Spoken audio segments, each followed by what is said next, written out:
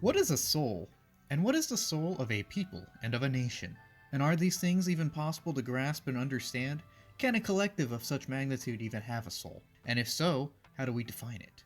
Well, 1998's Gasaraki attempts to answer these questions, and in specific answer them for the people and nation of Japan.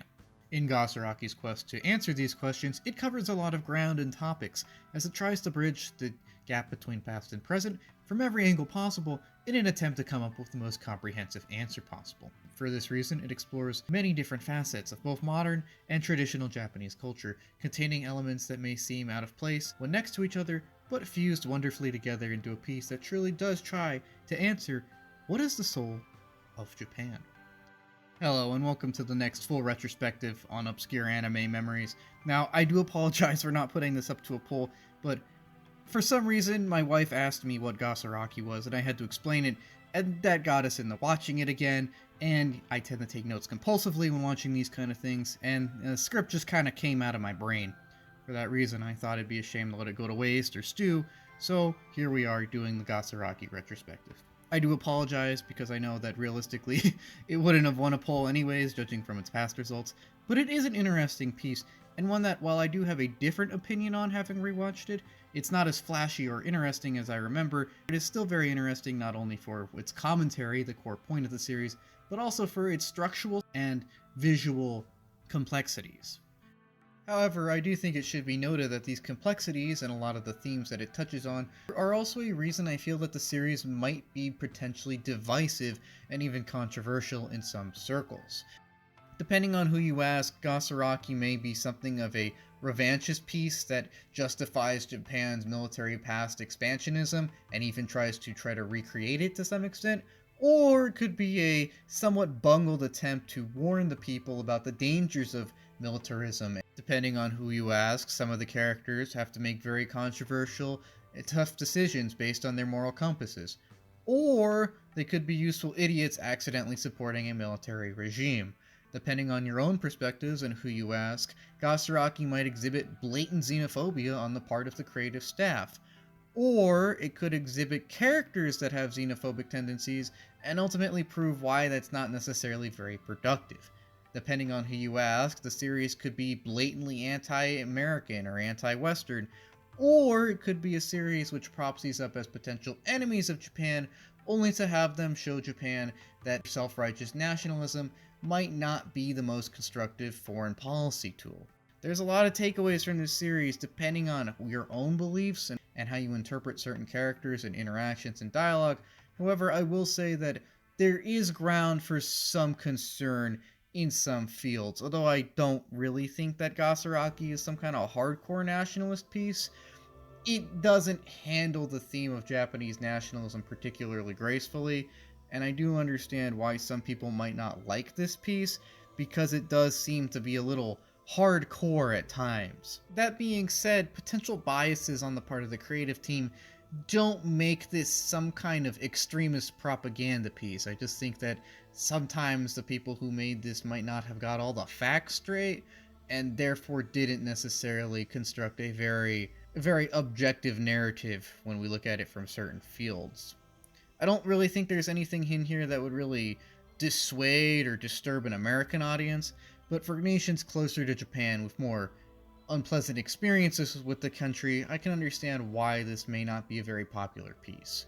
I'm just gleaning all of this from my own experience watching it and the historical context that I'm aware of, but I do think it is something that should be noted right off the bat, and I do think I should say that Gasaraki does seem like it wants to get political at times, and that while I don't, it is important to touch on whatever themes the show wants to touch on, because, well, if you're gonna do a retrospective on the show, you should talk on some of its themes. So, sorry if it seems like this might get a little political, although I have no intention of doing that. I'm gonna be honest with you, this wasn't the easiest script to write because Gasaraki's structure is a little unusual in my eyes. However, I do enjoy challenges like this, and I think it was a worthwhile watch. And a lot of my interest in the series comes from the fact that it kind of serves as a meta-commentary on the soul of Japan, as it searches for the soul of Japan via Yushiro Gowa's journey of self-discovery and ultimately self-fulfillment. I think this is a great mechanism to explore this topic, questioning the bigger soul by looking at a single soul. And it's a story of ideas more than characters, and I'll get more into why that's okay later, and how that can excuse what some might consider some irredeemable flaws. Now, getting into the shoehorned and obligatory plot summary of Gasaraki, another weird and divisive element of the series is how its plot is structured. Instead of having one plot, Gasaraki kind of has 1.5 plots that sort of but don't really interplay between each other, and sort of but don't really affect the conclusion of each other. Now, these two plots start off as one, as the first arc of the series, about the first 6 episodes, has both main characters of both plots interact and work together in the same plot. However, for the sake of this plot summary, I am going to break it up into the A plot and the B plot, simply because it's a lot easier and more coherent to do that. Just note that not everything happens in the exact order as described. Now, the plot kicks off with Yushiro Gowa, test pilot for the TA experimentation unit of the Japanese Self-Defense Forces, running a drill. He goes through this drill, and while it's not necessarily successful, we do learn that he is a very accomplished test pilot and a leader in the field of TA piloting. However, he's also one of the few members of the Gowa family that is capable of serving as a Kai.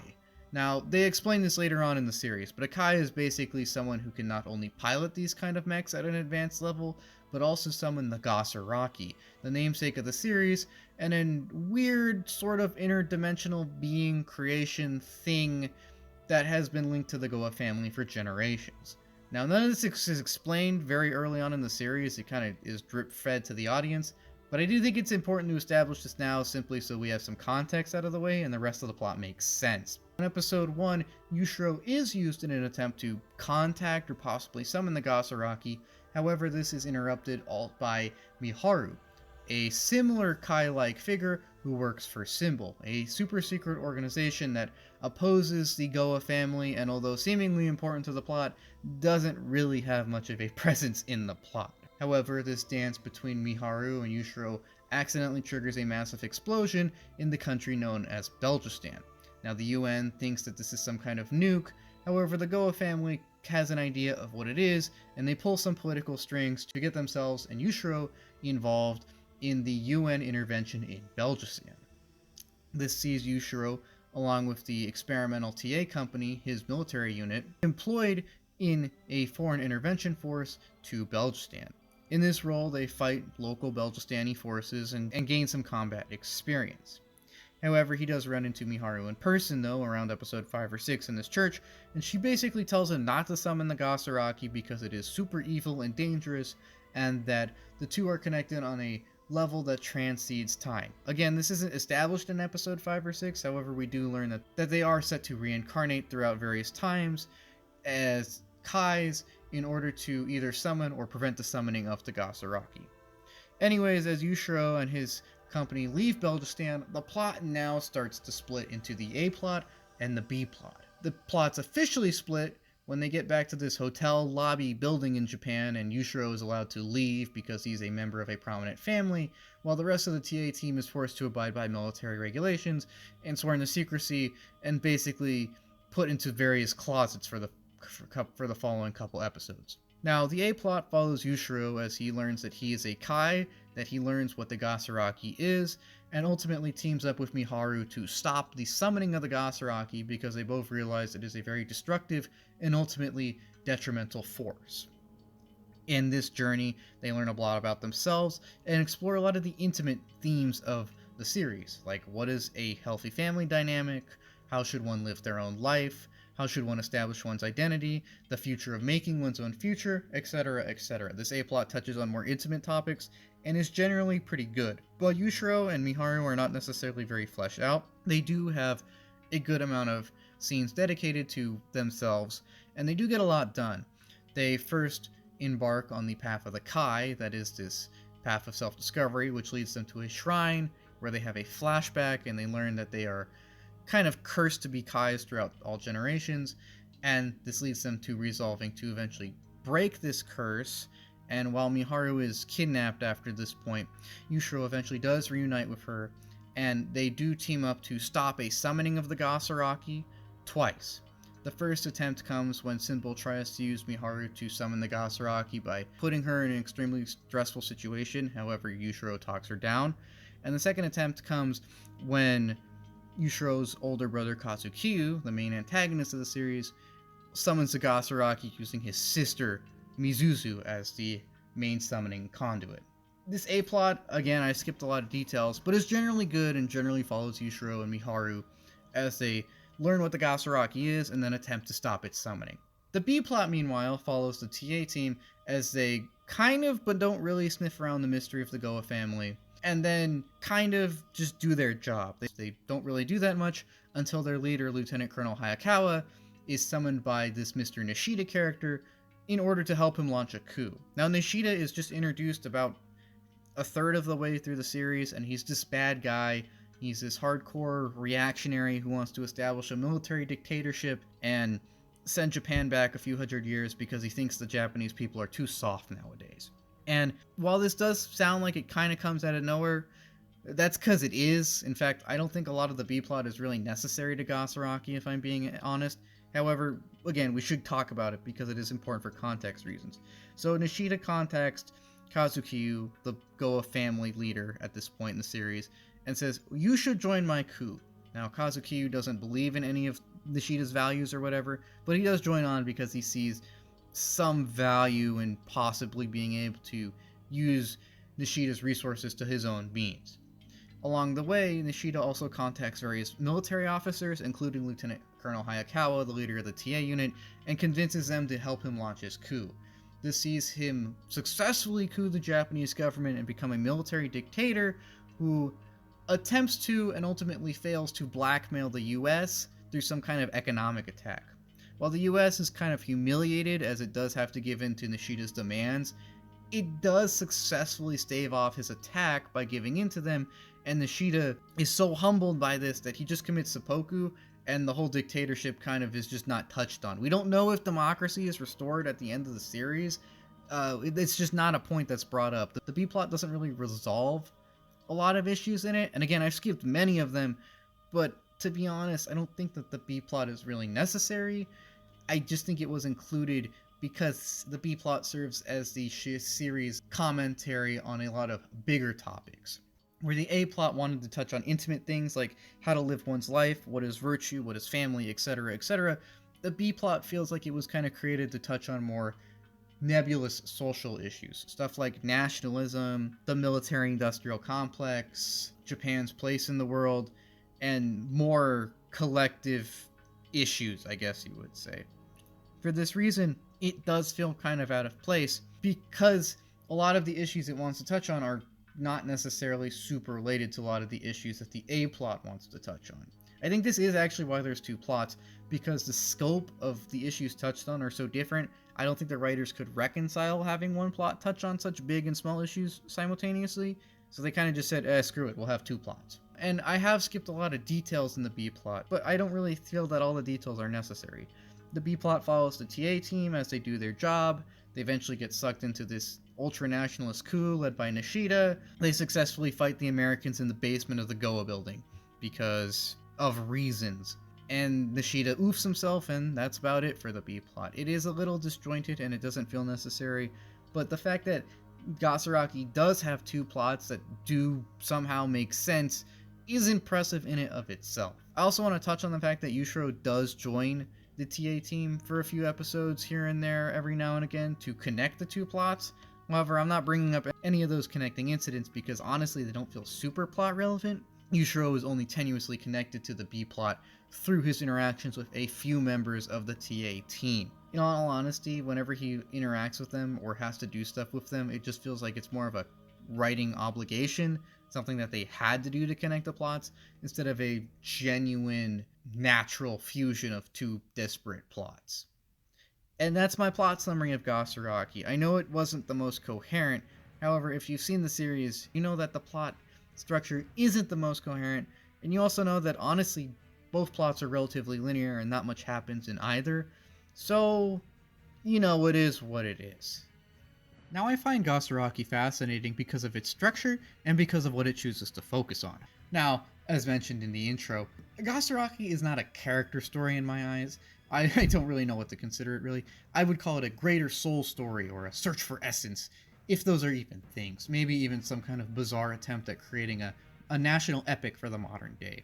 And this means that the primary focus of the story, at least in an abstract sense, isn't so much on the characters or plots, but the ideas that they encounter. And these plots exist in order to get the characters to encounter these ideas and explore them, and in turn allow the audience to explore them too.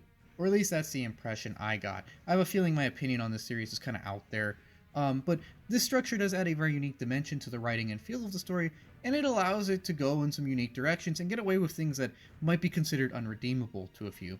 I know Gasaraki is considered in some circles to be relatively dry and boring, although I never had that problem with it. I will say it is a little slow, but I have no problem with a nice simmer as opposed to a raging broil. And as for the character writing, they are a little flat, I will be honest with that. However, I don't think the point of the story is the characters, so that never really bothered me that much. But that leads us to asking, what is the point of Gasaraki? Why does this story feel so unique to me, at least on a structural level? And I think that it does stand out to me so much because the point is the ideas and the concepts. Usually a lot of stories are character stories or plot stories. These are stories that are driven by either our interest in the characters and their growth, or in the plot itself, i.e., we gotta achieve this objective goal. But Gasaraki isn't what I would consider a character or a plot story. The characters are fine, but I wouldn't write home about them, and the plot is fine too, but it's not super complex when we boil it down. I know some people don't like the dual plot structure present, but they're both relatively simple plots, so it didn't bother me at all. But instead, Gasaraki is something that focuses on its themes and ideas, and putting them first is not a negative. It simply sets it apart from other pieces that take more conventional stands. It's a rare example of a story that works regardless of a somewhat mundane cast and somewhat linear plots because of how much weight is put on its themes and how they usually manage to carry that load competently. There are a few issues here, which we'll get into. However, there is a lot of substance to Gasaraki, even if it may not seem so on the surface, because that substance is not necessarily invested entirely in its character writing or its plot. And again, that's not to say that either are bad, it's just to say that the point here is the ideas, and those ideas span a wide spectrum from the traditional role of the family in Japan, to the hierarchy of social structures in Japan, to the power of the Zaibatsus, to Japan's place on the world stage, to Japanese nationalism and its many impacts, and the incorporation of so many disparate pieces allows a great deal of points to be brought up and thus widen our view. And it's essential that these various viewpoints and facets of Japanese society are brought up because they try to encompass the entirety of Japanese society, which the series sees as necessary for trying to view the true entirety of the Japanese soul. I do think it's very important, and to its credit, very well done, that so many disparate elements are crammed together, and none of it ever feels super unnatural. While their plots don't necessarily fit together, and the cast doesn't necessarily have that much chemistry, the visual and often thematic elements do mesh together surprisingly well. And seeing as that's the core strength of Gasaraki, I do consider it a surprisingly well done and strong series, even if on the surface it may not necessarily seem so. And that does lead to some flaws with the story, mostly around its structure and around the fact that so many disparate elements are crammed together and the consequences of doing so. Now, the incorporation of many disparate pieces does allow a great deal of points to be brought up and does give the series a very unique feel. However, the story is not able to connect these disparate elements particularly well. It is possible to have a story which connects many disparate elements from its plot together to make commentary linking to things or such and such. However, Gasaraki couldn't really figure this out and thus instead decided to use two plots as opposed to one plot exploring a wide variety of facets. And we can see this when we really start to break things down into what plots connect on what things.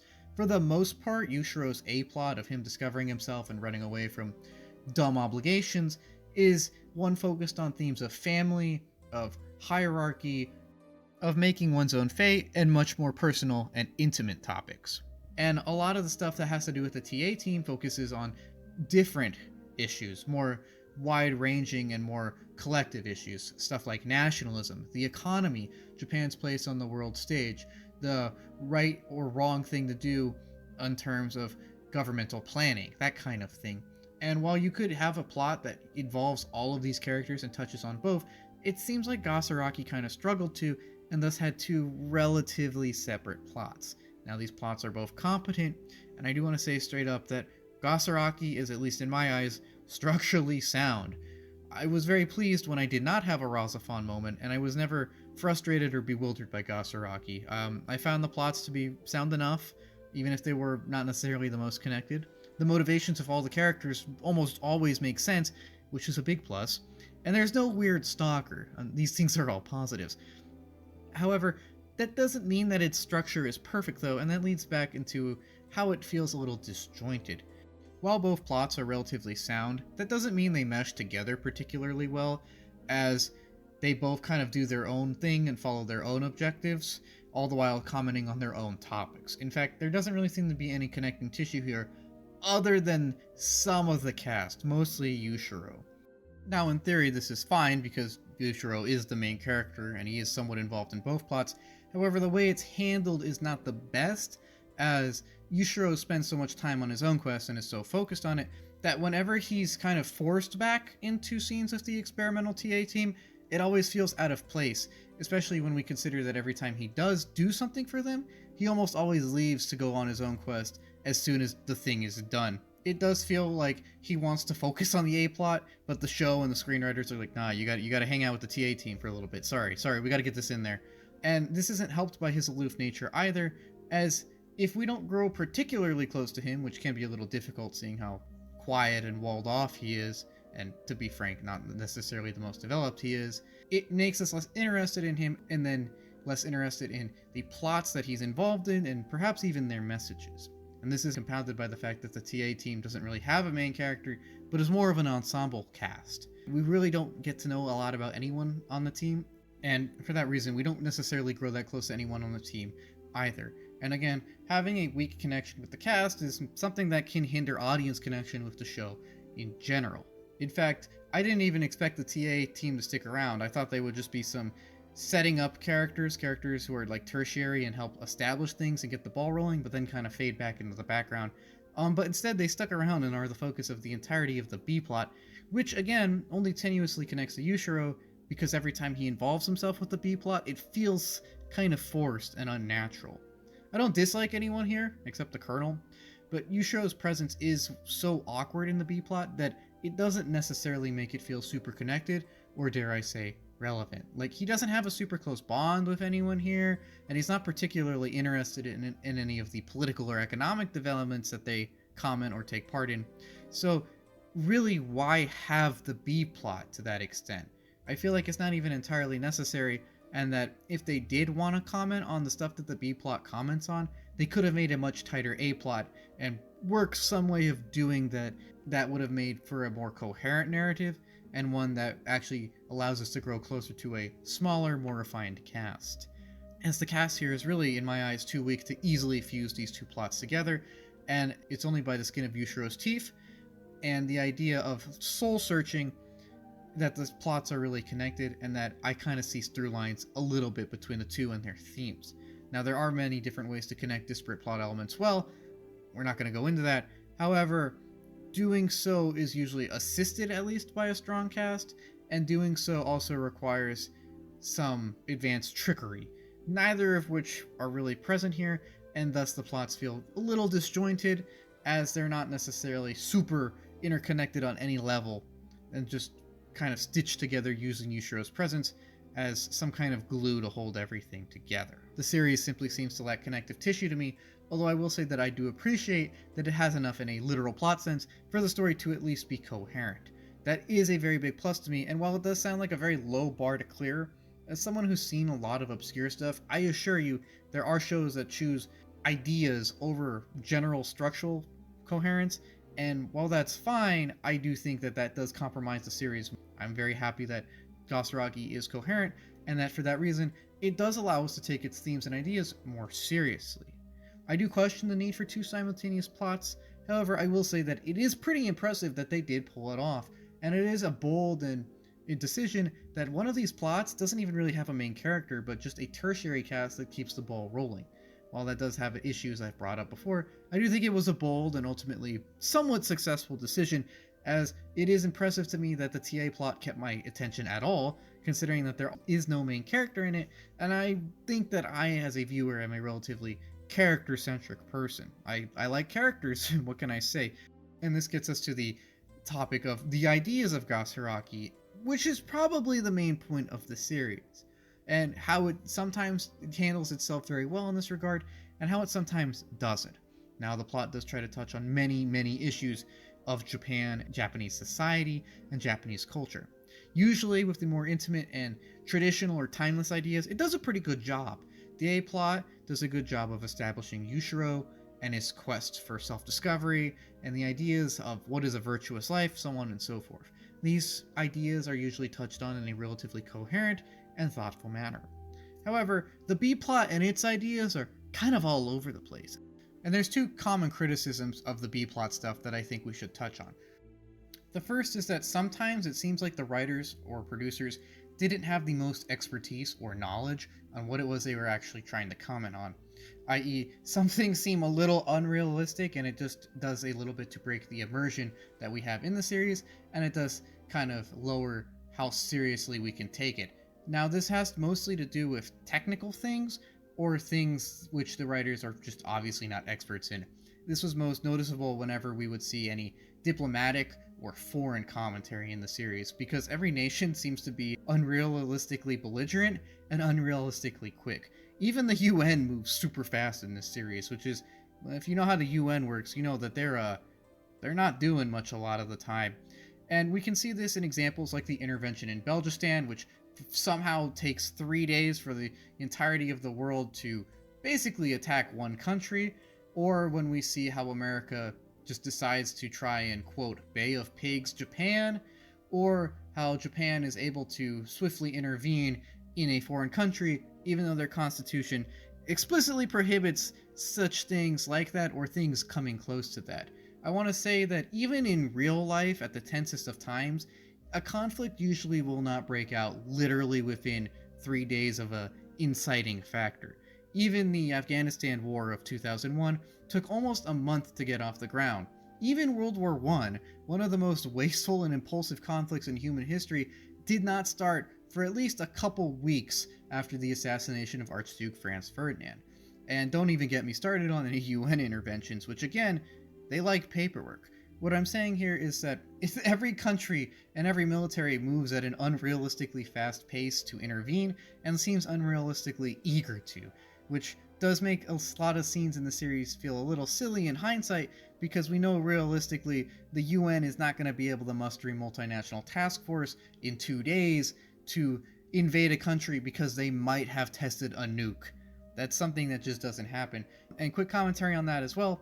While this does seem like a Gulf War analogy, I want to say it's probably Gulf War I, because the series was made in 1998, and hence before the 2000s invasion of Iraq. Just a quick note for the viewers. Anyways, there are issues like this where some of the B-plot commentary just seems off because the context surrounding it in universe is not necessarily the most realistic, and this is supposed to be a realistic piece. However, the other critical issue or issue that arises at times within the B-plot stuff is how it handles certain topics, particularly Japanese nationalism. I think it goes without saying that it's a relatively controversial topic even today, so the series attempting to handle it the way it does just feels kind of weird to me, particularly the fact that Mr. Nashida, a radical reactionary with the goal of plunging Japan into an economic depression, is held up to be an upstanding guy regardless of whatever happens. It's really weird to me that he is seen as a hero, even though he's basically promoting an isolationist policy and turning Japan into a military dictatorship, just because he wants to see the Japanese people made pure of soul again, or something like that. It is very problematic that the series does seem to lionize Nashida, and by extension his ideas. I mean, I don't know if the series or the writers are on a personal note. However, the fact that Mr. Nishida's defeat isn't handled more openly, I guess, is really weird to me. It is weird that he admits defeat, but then everyone's like, wow, he was such a great guy, he lived and died by his morals, when some of his morals included establishing a radical military dictatorship. I don't think I need to explain the issue here.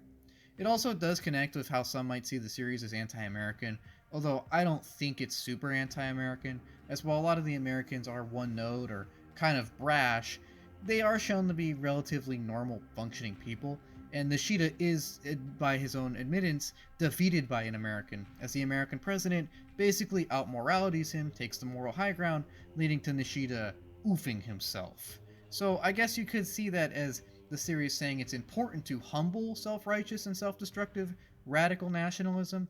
However, if that is the moral here, I don't think it's handled particularly well, because that's like a 5-10 second scene going against literal episodes of everyone being like, dude, Nishida's such a big brain, this guy is great, and him convincing everyone he's right without really trying. It is really weird to me that he's lionized, and that it seems to be that the series tends to agree with his actions and his points, which is pretty problematic because a lot of his points and actions focus on establishing a military dictatorship, suspending the Constitution, and intentionally causing what may or may not be an act of economic terrorism. I went into detail on the specific example because this is the worst handled one in my eyes. However, it should be noted that the handling of certain topics is not the most elegant, and that Gasaraki does have a good bit of clunk here and there. However, while Gasaraki can be clunky and even controversial in some aspects, it does provide some sort of answer to the initial question it seeks to answer, and that is the idea of what is the Japanese soul and where does it lie. Ironically, while Gasaraki explores many larger topics, it seems to say that the answer to its original question lies more in the Japanese people themselves and a very simple aspect of them, and that is their relationships and their family and their love of each other. It doesn't necessarily lie in the power, strength, or technological prowess of the nation, but in its people and their relationships, and how they live their lives with their loved ones and try to make those lives meaningful. It seems to say that these are where the Japanese soul lies, or at least where it should strive to lie. And I think that's a beautiful message, because yes, Gasaraki might be a little controversial for some of the things that some of its characters say, and the series doesn't seem to condemn enough in my eyes. However, at the end of the day, while it's not a character story, it is a story that does put a lot of importance on its characters finding themselves and bonding and really making the most out of their relationships and their lives. And I think that even if Gasaraki itself is not the best thing I've seen on this channel, it is still something that should be watched, if not for its messages, as again, some of them aren't handled the best, for its visuals and for how it somehow weaves all these disparate elements together, at least relatively competently. It is weird watching a show with two plots, however, that in and of itself is also kind of an interesting experience. It does stand out to me structurally, and I do think that anything that stands out to me is something that's worth watching. I was invested throughout my watch, and I'm okay with not knowing the in-depth mechanics of all the TAs, or the Gasaraki, or a lot of the logistics of the series, because that's not the point of the series. It is a commentary of sorts, and this commentary is weaved throughout the story relatively well, and the commentary it provides on a lot of topics can be quite insightful and touching. And a lot of the commentary that isn't insightful and touching is often still done to a competent degree where it's still interesting. And even if a few topics are not handled particularly well, a lot of them are. And a lot of them are still capable of raising good questions inside of our subconsciouses. My suspension of disbelief was never an issue here, even if there are some things which realistically made me go, huh? Every now and again. Even if it does lack a degree of self-awareness from time to time, it doesn't lack a degree of effort. It doesn't lack a degree of creativity, and it doesn't lack a degree of competence throughout most of it. Well, the final product is a little uneven, I will admit, and while it may not be a 10, that doesn't necessarily mean it's not worth watching. It manages to pull off two plots, all the while touching on even more disparate topics and ideas, and even if they're not joined the most gracefully, it does join them. Everything kind of balances out. And even if a lot of 6s and 8s balancing out to a 7 isn't as memorable as 4s and 10s doing the same, that doesn't change the fact that Gasaraki has its own little room in my mind palace now. And it doesn't change the fact that it is something that is dear to many, and it doesn't change the fact that it is, and memorable, obscure anime memory. Now getting into the fields of visuals and sounds of Gasaraki, Gasaraki again is very solid, and again something which has a surprising level of depth and complexity once we look beneath a surface that may seem somewhat mundane. As a story that wants to invoke a realistic and serious atmosphere, Gasaraki tends to have a more demure and grounded atmosphere. There's a lot of offices, military buildings, and even some slums. Everything is often cluttered, claustrophobic, and gray, and there's not a lot of flashiness here. Even the TAs themselves have a focus on realism, and not necessarily on super flashy design elements. All of this, of course, is intentional and to help the viewer suspend their disbelief and understand the gravity of the situation. And these settings are generally quite effective at this, and set a general pattern for the visual elements of the series. There is a lot of intentionally mundane and intentionally realistic, seasoned with the mystical and the magical sprinkled throughout. This of course is done on purpose, as the two emphasize each other and help each other stick out. While the TA command center might feel clustered, it also feels like something we could see in real war. And the series does a good job of establishing settings like this. However, such more realistic and less glamorous depictions of giant robot combat do add a lot of impact to the more mystical elements that we see throughout the series. While Gasaraki is supposed to be something of a military procedural, it's also a story with an interdimensional suit of magic armor as a key plot element. And while this might sound silly, it works well because of how these two elements contrast each other. Such gritty set design emphasizes the mystical and the unexplained, playing both straight adds to the impact that both have in the series. While the idea of an Iraq War analogy being interrupted by a guy doing a mystical summoning dance sounds silly on paper, it's not here, as the execution is done seriously, and the mundane emphasizes the mystical. When any kind of mystical stuff comes up on screen, or when any magical stuff happens, I never found myself going, oh that's dumb, or whoa, that's out of place. I never had this issue, because they play off of each other so well. It is really nice how people interact with this stuff in universe too. They even try to approach the mystical from a scientific angle, and I love this because this is something that would realistically happen in today's day and age. People would ask questions, they'd want to learn more, they'd want to poke and prod. And thus, while Gasaraki's settings and visuals might seem a little mundane on a surface level, they do a very important job of grounding the extraordinary throughout the series. And the setting does more than this though, and it also ties in the Gasaraki's goal of discovering the soul of Japan by exploring the many iterations of Japan. And I think that this is appropriate, and I'll give the series props for how it uses different, quote, Japanese locales to explore both the nation's mystic past and its modern present, and how these two can shape the, quote, collective soul of the nation. I really like this kind of temporal interplay in Gasaraki, as I think its use of old and new settings really help us as viewers appreciate the attempted scope here and the variety of Japanese culture and history, etc., etc. The series does not want to find answers in just the Japan of today, or just a one iteration of Japan, but in Japan in its entirety, in order to try and get the full picture here and appreciate all its facets. For example, let's take the incorporation of both the Gowa residence and the Gowa building into the series, and how they do a good job of showing the dichotomy of past and present, and yet how they are both still intimately linked. And why it's important to try and take both past and present into consideration when answering such a deep question as what is the soul of the people. The Gowa residence is a pristine estate notable for its traditional architecture, weather wheel, and gardens, all things which invoke imagery of Japan's feudal past. While the image of Father Gowa appreciating the moon on his porch takes place in modern times, it is something we could easily see his forefathers doing centuries before in the same spot. As such, the estate serves as a sort of manifestation of the past. The Gowa building, meanwhile, is a state-of-the-art business and tech center. It is a monolith of steel and in a plane of concrete and computers, and its facilities move at a pace that the Gowa estate can never hope to match. Where the Gowa estate can serve as a picturesque, if a little cookie-cutter image of a Japan of the past, the Gowa building can serve as a picture of a modern Japan. It is fast-paced and technologically based, tapped into the affairs and economies of today. That they both share the name Gowa, though, leads into how they are linked, and by extension, how the past and present are also linked. They are connected by the people, and the people that call them home, and the generations that came before and after them lend a sort of continuity to the two. Both are of the family Gowa, and this is a literal manifestation of how people are affected by both past and present, and how both influence people, even today. One cannot exist without the other, or at least in their current form. As an even more advanced example of this, consider how the primordial stone stage and storage building of the old Gowa estate things that have existed for centuries, also has a state-of-the-art cryogenics facility.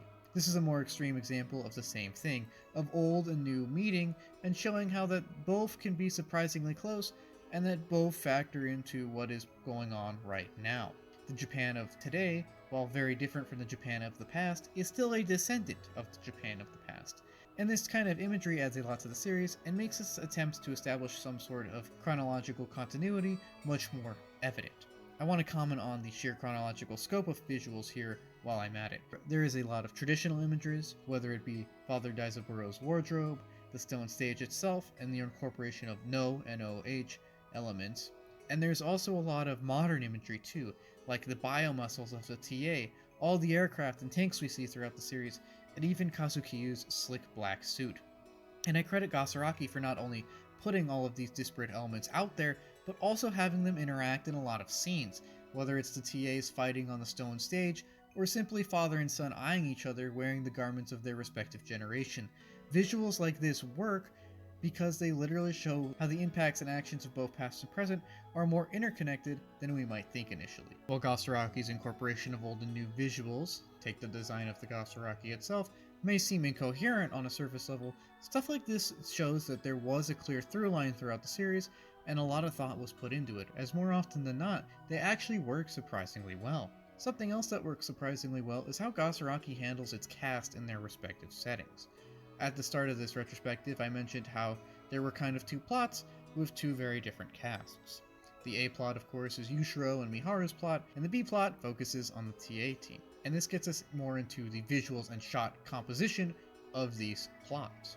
While I didn't find anyone here super compelling, how they fit into their scenes is quite interesting. As Yushiro and Miharu serve as a commentary on more intimate topics like making one's own fate and deciding how to live one's life, it is appropriate that their scenes tend to have fewer characters and tend to be more personal. And this is a subtle and direct way of affirming the power of the individual and the focus of an individual here to the viewer. It helps establish the need to drive oneself. Meanwhile, the TA team, an ensemble cast, has commentary that touches mostly on collective or social issues, politics, diplomacy, the economy, etc. And therefore it's appropriate that their shots have multiple characters in almost every shot. This makes sense because they themselves form a sort of collective that comments on collective issues. It's a neat writing and framing quirk that the commentary on society is told in the story starring the collective, while the story focusing on more intimate relationships focuses mostly on a single protagonist and his intimate relationship with a arguable secondary protagonist. And Gasaraki has other neat quirks like this as well. While I don't consider its cinematography or art anything super special, it does have a lot of fun audio and visual motifs. My favorite, and probably the most prevalent one, is the focus on the heart and the heartbeat. Now on the surface level, this is cool because it adds some tension to the TA scenes, and just goes along with general cliches of follow your heart and such. However, on a deeper level, it is also pretty cool because it ties back into Gasaraki, seeking the soul, the heart, of Japan and its people. It is a cute little callback to the idea that the focus here is on the heart, on multiple layers. In this case, the use of a literal heartbeat reminds us of the search for a more abstract one, and it adds a through line between what is happening and what the series seeks on a more meta level. Another quirk, or motif I guess, that I like throughout the series was all the PC graphics present. As a mech anime, Gasaraki features a lot of computers, and as to be expected, these computers show us all the cutting-edge processing power of 1998. Now, while this does date the show quite a bit, and perhaps even drag down the timeless 90s art style present, I still really like it, as not only is it cute nowadays, but it also shows a commitment to the production at the time. They really wanted this thing to seem as high-tech and realistic as possible in the day, and I respect that. And to its credit, anyone who's operated an OS circa 1998 will tell you that it does feel pretty realistic for the time, and that yes, computing really was that crude back then. And while this may seem a little archaic now, it does fit in with the times and is a neat throwback to my eyes.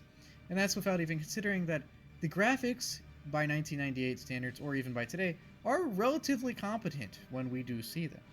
Overall, Gasaraki's visuals, like the series, are subtly solid, and while there may not seem to be a lot to comment on the surface, there is more than one might think, and this gets us into some commentary on the audio of the series as well. In the field of audio, Gasaraki is also surprisingly nuanced, Its OST is noteworthy in my eyes, as while it is small, it's also quite endearing, and I love its incorporation of a lot of traditional sounds for a lot of its songs. As with the visuals here, there is a noticeable incorporation of old and new, with different songs embracing both to various degrees. Take the opening of Measure 9. As while it may initially seem quite modern, its later incorporation of some traditional vocals and percussion lets us see some continuity here. Also, I want to quickly note on the song that while I thought it was one of those peak 90s dubbed opening songs, like in Blue Gender when they took the original opening and made an English version of it, it turns out that in the subtitled version I watched of this show, it also had English in it. I just thought I'd point that out. It seems like that was the plan from the start. Anyways, I love the incorporation of no singing and other more traditional sounds into a lot of the soundtrack, as they do add a mystical and historical feeling to a lot of the pieces. And they also add a more intimate sound, and we can see this in the ending of Love Song, a song which caps off every episode, and which is chillingly beautiful and both utilizes modern production techniques and traditional artistic styles very well. There's another song that I'd also like to take note of, and that is the song Me, with its traditional flute chants. We get to see a peek into the ancient cultural traditions of Japan and how they live on today, as said song accompanies many scenes throughout the series. Overall, the OST is worth a listen for both its diverse use of modern and traditional.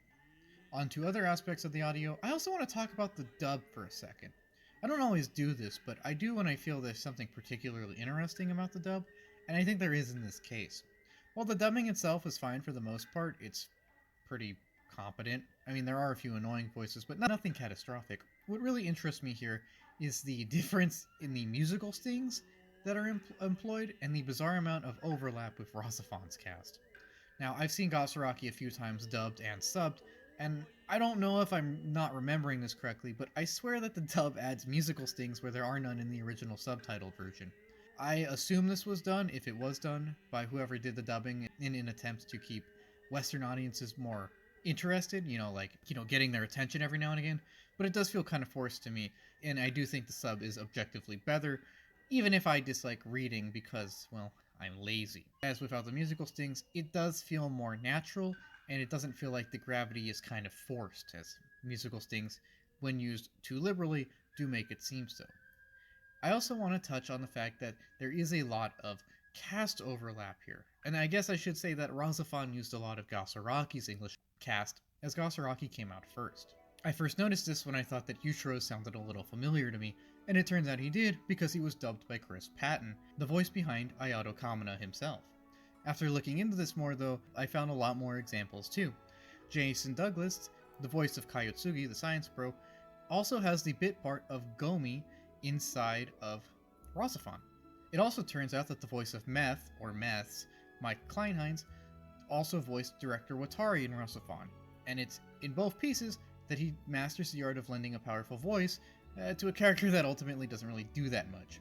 Hilary Haig also plays a tertiary cast of middling importance in both pieces, in this case being the voice of Misuzu Gowa, and in another universe, the voice of Megumi Shitao.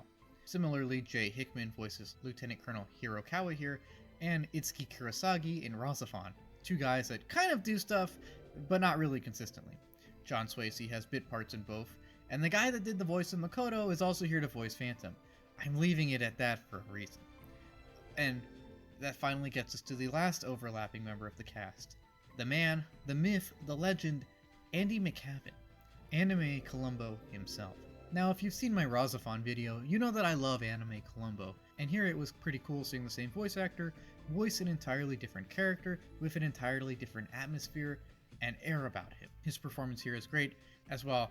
Kazukiyo's dialogue can be a little stilted here and there, the actual delivery is phenomenal.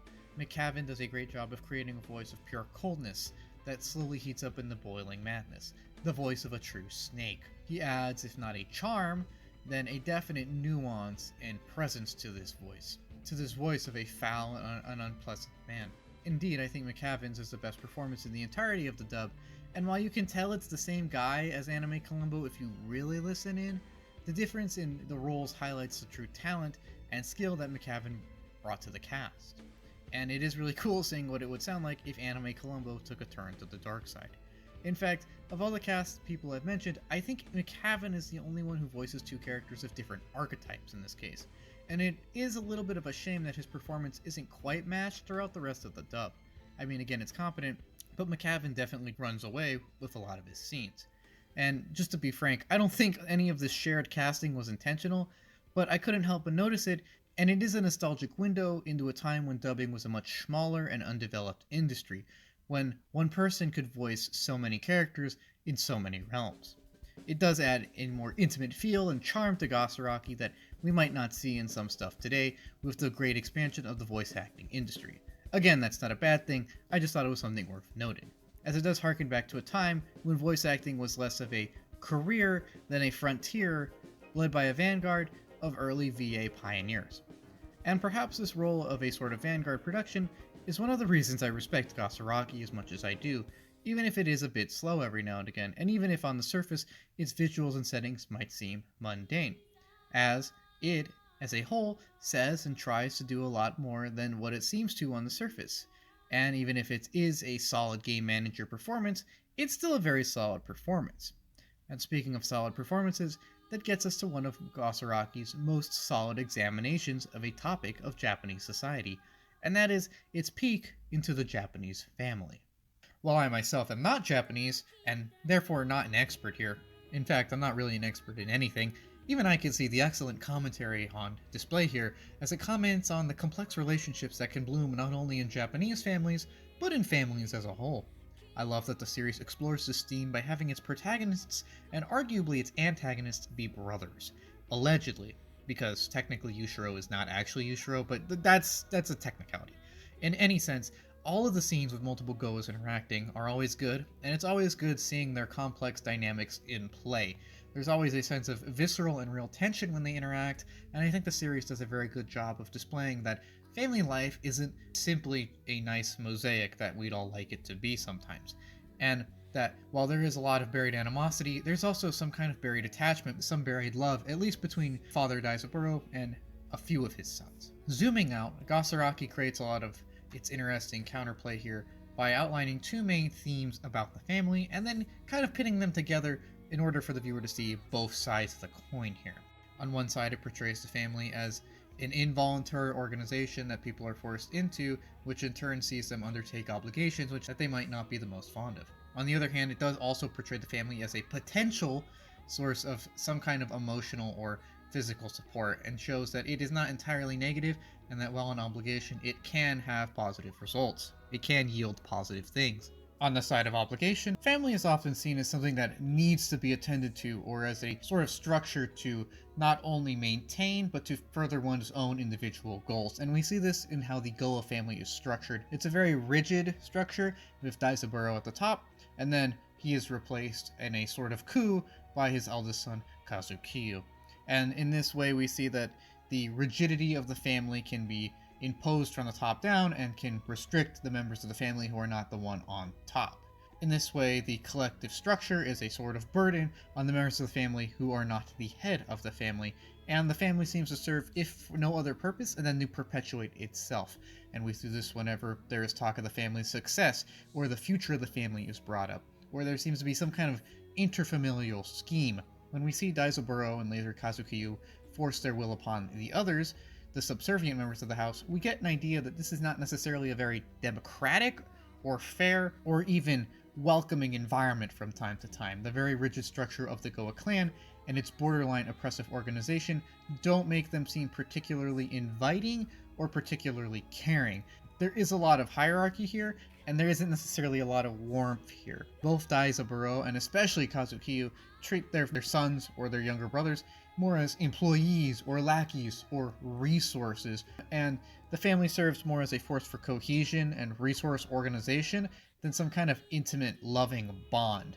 The clan seems somewhat unnatural for this reason because it feels like this is more of a dry corporate business kind of deal or diplomatic politicking instead of an actual natural family. Even though it is, for most intended purposes, again, Yushiro's adopted, but that's not relevant.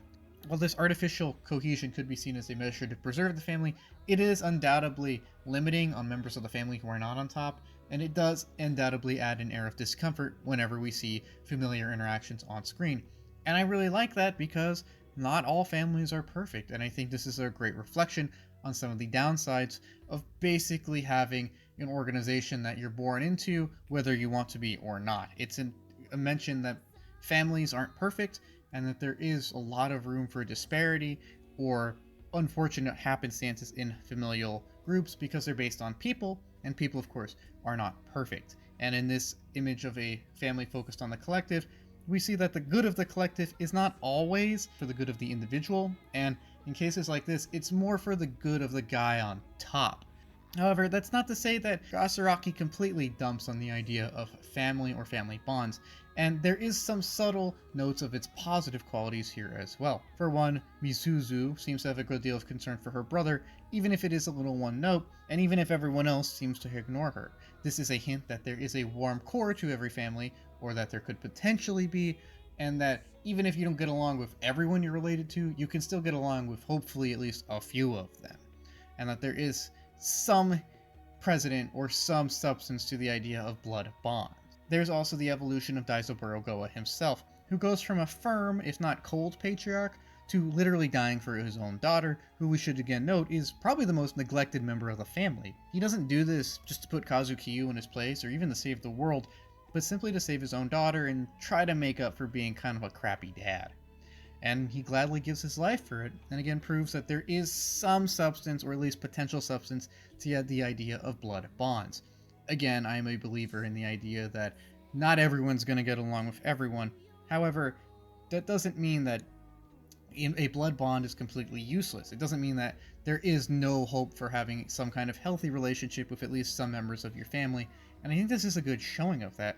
And it's Gasaraki saying that there are two sides to this coin, and while families can enforce some kind of artificial cohesion for the goal of the guy in the charge of the group, it also says that this cohesion can come at least in some natural forms and can be a great source of support for some members of the family. There's more to just black and white. It's a spectrum of different familial relationships and their potential for positive and negative growth, and Gasaraki displays this and displays that families are made of people, and thus they can all have flaws and they can be cold and rigid, but they can also nurture and inspire virtue and care between people. And whether or not they do is really a more case-by-case thing and not something which can be determined as a collective, as a whole. There are many opportunities for neglect or exploitation, but there's also a lot of opportunities for love and warmth.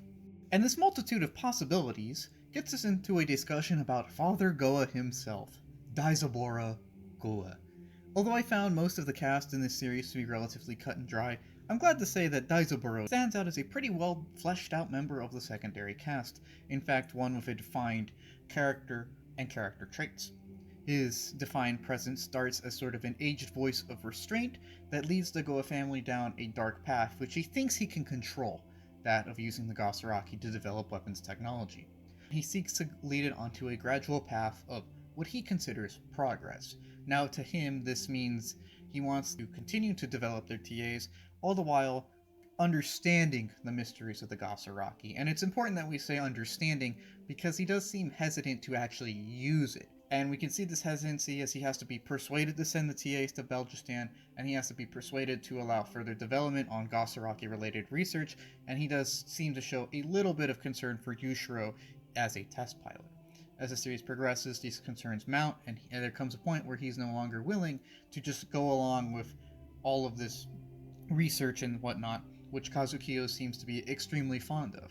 This comes to a head later on in the series when Kazukiyo decides to dispose of this roadblock and usurps Daizaburo in a family-held meeting, I guess? I don't want to say election because there's like 4 guys, but meeting. There's a family meeting and Kazukiyo usurps Daizaburo. And in turn, Daizaburo regrets what he's done and reflects upon his past actions.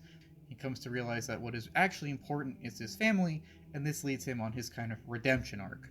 The first act in this redemption arc is willingly helping Yushiro escape from the Gowa compound in order to pursue his own path of self-discovery. He even gives him some tips and tricks on where to look and what to do, and then from here lying low until the end of the series, where he attempts to talk Mizuzu down from summoning the Gasaraki, and is somewhat successful, although ultimately fails because he gets shot in the back by his own son, ultimately sacrificing himself for the good of his family and to prove his love for his family.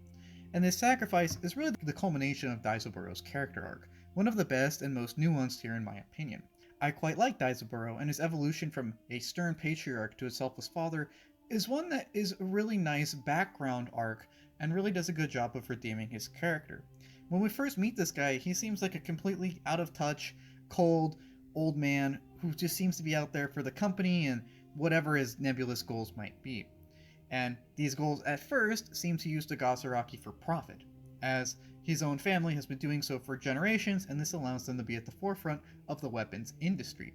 However, he doesn't necessarily think that the Gasaraki should actually be used, and as we peel back the layers, it seems like what he more wants to do is limit the use of the Gasaraki, so that his family can profit off this tragic thing that's been tied to them for generations, but not actually summon it itself. It seems like he's aware of the dangers the Gasaraki poses, and is very cautious about how much to utilize it, as he wants to safeguard his family and therefore doesn't actually want to use the Gasaraki itself. In fact, it's a very eye-opening moment when he explicitly says that the only reason the Gowa clan still exists is because they made a conscious decision to forsake the Gasaraki and must continue to do so. He is kind of a remnant of the past generations of the Gowa family, of someone who sticks to tradition and realizes that using the Gasaraki is probably not a good idea. This lets us see that his character isn't all about money, and it's the first hint that he may have more noble goals than simply making a ton of money. In fact, his goals aren't super clear in the beginning, so we're kind of led to assume that this is a money thing or a power thing or an industry thing, but that's not simply the case. I mean, yes, he does profit off of some hidden Gasaraki knowledge, and he's not afraid to use his connections to further the interests of his own family, but that's not really the point here. The point, at least for Daizaburo, is to maintain a good enough world for the coming generations. Yes, he is greedy, yes, he uses underhanded business tactics, etc., etc. However, he does this out of a twisted devotion to his own clan. He knows what the Gasaraki can do, and he doesn't want to go that far, because this isn't really about his ego, it's more about maintaining a privileged lifestyle for his family. He just wants to keep the family fed, and actually seems to dislike the Gasaraki, going as far as to say that it must remain abandoned. And this lets us really see that this guy does have some kind of moral compass, and he does have some kind of goal beyond making a crap ton of money. It lets us see that this is someone who has some kind of emotional attachment to his family, even if the goal of maintaining his family's status has kind of allowed his procedures to eclipse his morals in some regards. Although his morals do shine through in a few ways, and we can see this in the fact that he wants to make the TAs public. He doesn't have them sent to Belgistan as a sales trick or something, but he wants the people to see the TAs so that they can prepare in a TA world. He wants the world to realize that there's new dangerous weapons out there so that the world can adapt to them and therefore kind of level the playing field. While this is kind of dumb because, again, he's negating a giant market edge that he does this intentionally in order to allow people to prepare countermeasures to make the status more even and therefore make countries less likely to just consider random violence. And this hints at a subtle nobility that the character does have every now and again, and especially once he is usurped and remembers what is truly important to him, his loved ones. I love the scene where he is usurped because we see the man on top of the hill get thrown down. It's a really strong character moment when he's kind of broken and realizing that what he's saying is right, but also realizing that he's outnumbered, kind of has to quietly resign himself to doing what he can. It almost makes us feel for this man who, after being on top for so long, is now just some guy with no real powers or responsibilities. I mean, yeah, he's super rich and lives a privileged life, don't get me wrong, but it is still kind of powerful seeing a man used to being so far up being so humbled so quickly and so thoroughly. While his sons are blinded by desires and Yushiro is busy on his quest, he still is able to do some things and still wants to make up for his past transgressions to his family at least. He's had time to contemplate and come to realize that he's been sacrificing the small picture for the sake of the big one, and this has had consequences on both himself and his loved ones, ironically the ones that he set off on all these quests for. He's sort of a commentary on a father's duty to balance his family and providing for them, as what's the point of really providing for them if you can't maintain some kind of healthy relationship? He's realized that while he's had the goal of protecting and supporting his family, he's gotten so involved in so many of the machinations that come with it that it's ultimately hurt them and kind of broken the family up as a bit. And as someone who usurped his father before him, he's now starting to realize the ruthlessness of this all and how his past actions probably weren't the best, and why he needs to at least try to set things right now. This isn't a man who I think is completely redeemable, and this isn't a man who I particularly feel bad for, but it is a man who does learn from his mistakes, and after being humbled very thoroughly, comes to realize that what he really wanted was there the whole time. This is an excellent example of the A-plot knowing how to handle and explore a intimate topic or intimate theme prevalent in the series and Japanese society. Which means we're now going to pivot into the B-plot, not quite knowing how to execute its commentary on a much more nebulous and much larger collective social occurrence, in this case, Japanese nationalism. On the topic of Japanese nationalism, Gasaraki's handling of this is kind of a weird one because it doesn't expressly address it, although a lot of the actions of Mr. Nashida and his followers do, of course, imply that there are nationalist inspirations here, or imply that there is some kind of moral crisis that he seeks to address, and there are connections between what he says and does and with previous actions of radical nationalist governments of, say, World War II. And it's very odd that Nashida is also held up to be a very righteous and good man, considering the fact that he echoes some sentiment held by war criminals, and that his own plan explicitly involves sending Japan back a few centuries. Now, to tackle this topic, I think it's important that we A, establish some context, B, establish what Nashida actually says and does in series, and C, how these two kind of connect, and how the series handling of it makes it seem kind of weird, or controversial even. Now, for a bit of context, Japanese nationalism is, well, nationalism in Japan. A lot of nations have nationalism, which can take various forms and identities, but when I say Japanese nationalism, we're going to be referencing the more extreme stuff that led the country to making some less than ideal decisions between the years of 1930 and 1945. Japan established itself as a great power in the early 1900s, as it was one of the few countries in Asia to avoid colonization through the rapid industrialization and modernization brought about by the Meiji Restoration circa 1868. And while this did elevate Japan's status and power greatly, it didn't necessarily put it on the same power level or prestige level as the Western powers, especially in the eyes of the Western powers. This meant that even though Japan has been recognized as a great power since around 1905 with the defeat of the Russians in the Russo-Japanese War, there was always some kind of perceived difference between them and, say, the European powers, whether it be because of some implied or inferred inferiority or just, racism. This meant that Japanese actions and colonialism and imperial ambitions were often, if not stunted, then disregarded or somewhat blunted by the competing ambitions of European powers in the area. Take, for example, how when Russia annexed northern Manchuria or attempted to establish a sphere of influence in the area prior to the Russo-Japanese War, no one really complained about it, but then when Japan wanted to annex the Dailong Peninsula in southern Manchuria, there was a big fuss about it. I'm not saying that colonialism or imperialism are good or justified, I'm just saying that there was a resentment in Japan that why are the Westerners allowed to colonize if we're not? When Japan was modernizing, it copied or took inspiration from a lot of Western institutions, so it didn't understand why the Western institution of imperial expansion was frowned upon when exercised by Japan. And this, of course, led to some resentment, combined with the already perceived unequal treatment by European powers. And this boiled over the years, and when combined with economic issues prevalent in the 1920s, led to radical militarists taking power in the Japanese government. The army at many times kind of did its own thing and either straight up ignored or acted against the orders of democratically elected officials and later bureaucrats.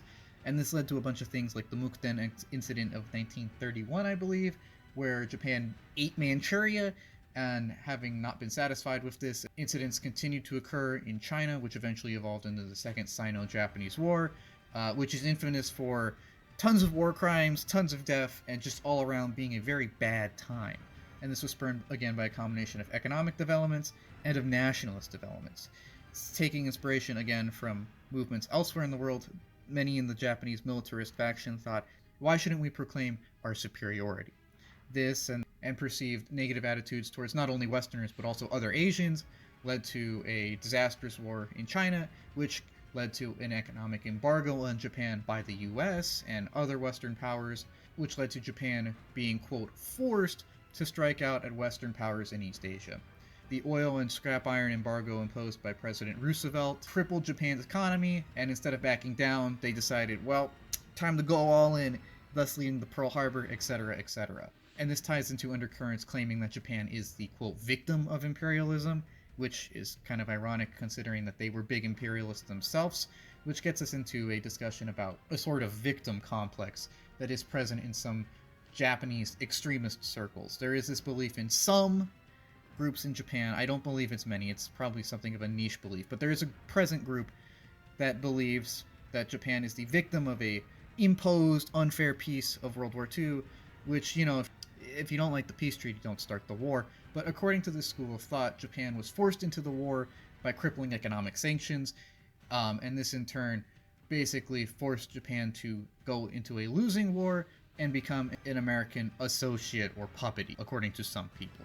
Now, of course, this ignores the fact that A, Japan is a sovereign state with a functional military today, and B, that, you know, the reason the embargo was enforced was because of Japan attacking China and aspiring to seize Western colonies in the area. Now, again, I'm not justifying Western colonialism.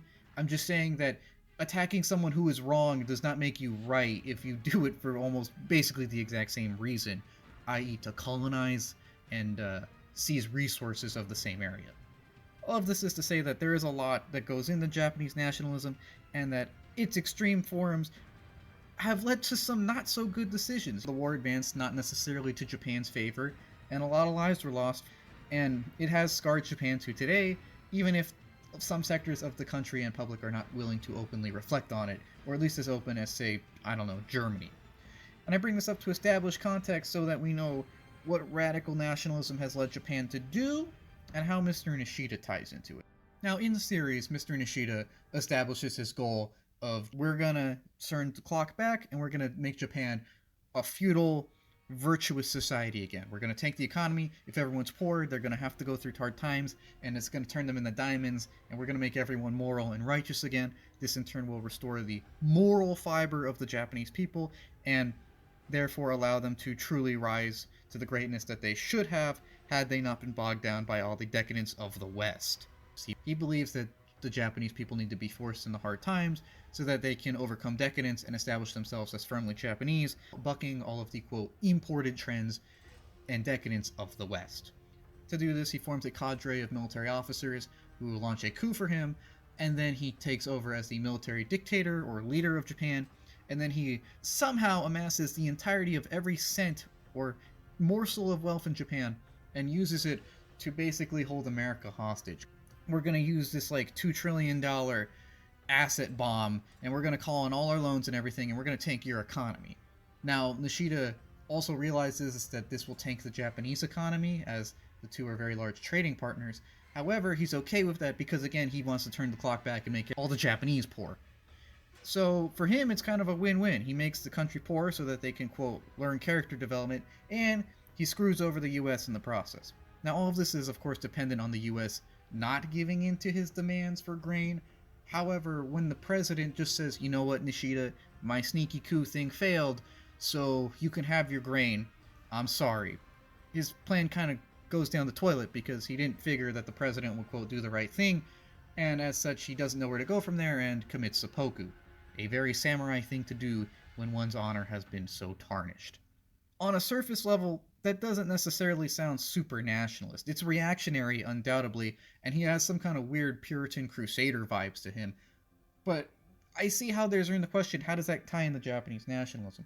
The through lines consist of A, the victim complex that Nashida seems to share with hardcore nationalists. B, this idea that Japan needs to rid itself of non-Japanese influences, or it needs to unshackle itself from constraints imposed by other powers. There's a lot of parallels in terms of language and comparisons. I think someone straight up compares the attack on the Gowa building to, quote, Pearl Harbor with the roles reversed, which is really bold in my opinion. Indeed, there's just a lot of general xenophobia between these two parties, and I'm just gonna say racism. They both say some things that are pretty racist, and not just against Westerners too, but against other Asians, which is randomly sprinkled in throughout the series to let us know that this is an issue. However, it's handled so ungracefully, it just seems like, oh, that guy had a racist line. Okay, next dialogue. Oh, and E, this idea that Japan is a spiritually elevated nation and it must be brought up to the purest standards that it once aspired to by restoring some kind of super special sauce that has been lost to the people. These are all through lines that connect Nishida's goals and actions and words with those of the nationalists that preceded him and continue to exist in some facets of Japanese society. Leadership in World War II said Japan was forced into the war because the United States embargoed them. In Gasaraki, Nashida says that the US cut grain exports and therefore Japan is being forced to lash out against them. They both blame other powers for economic issues. In World War II, though, again, that embargo was because of war crimes and other military expansionist issues, i.e. things that Japan kind of started. And in Gasaraki, it's explicitly stated that the grain export issue is because of a massive drought in like Iowa or something. Like, that's a supply side issue. It's not the US willingly trying to screw over an ally. Now, in terms of historical language and spiritual stuff, it's very obvious that Nashida is someone who holds the Japanese people above all, and he talks about spiritual purity and morality, etc., etc. And if you look at Japanese propaganda from World War II, there's a lot of that too, about invoking the samurai spirit of the past to become great warriors and win a great battle for honor and such. There was a lot of misuse or adaptation of Bushido Code by the Japanese military government to kind of rally the people around the Great East Asia War, as they call it. When it comes to racism and xenophobia, it's pretty obvious that Nashida doesn't necessarily like non-Japanese people. There are many instances of random racist dialogue throughout the series. And as for historical comparisons, well, I can assure you that almost everyone that was occupied by the Japanese was quite happy when they left, and I can also assure you that the idea of equal treatment and prosperity in the Greater East Asia Co-Prosperity Sphere was a myth at most. So there are a lot of parallels between what Nashida does and his actions and words with nationalist actions, both preceding and leading up to, and to some extent even extending post-World War II. And none of this would be an issue, though, if Nashida was handled better. And this is where we start to get into weird territory. There's nothing wrong with a show having an antagonist be a horrible person and say horrible things and believe crazy ideologies because they're an antagonist. Oftentimes, it's good for the antagonist to do these things, so we learn that, hey, that's crazy, maybe we shouldn't do that. For example, if your antagonist is a murderer, we're going to be like, dang, murder's bad, and we're not going to like them because he's a murderer. It fits in well with getting the audience on board with the morals of the story, and it works in showing that this guy is bad and we need to take him seriously. But they don't do that with Nashida. Nashida has an explicit goal of kicking out all foreigners, screwing over his own people, and sending Japan back several hundred years into the past, all for the sake of some kind of weird moral victory, I guess?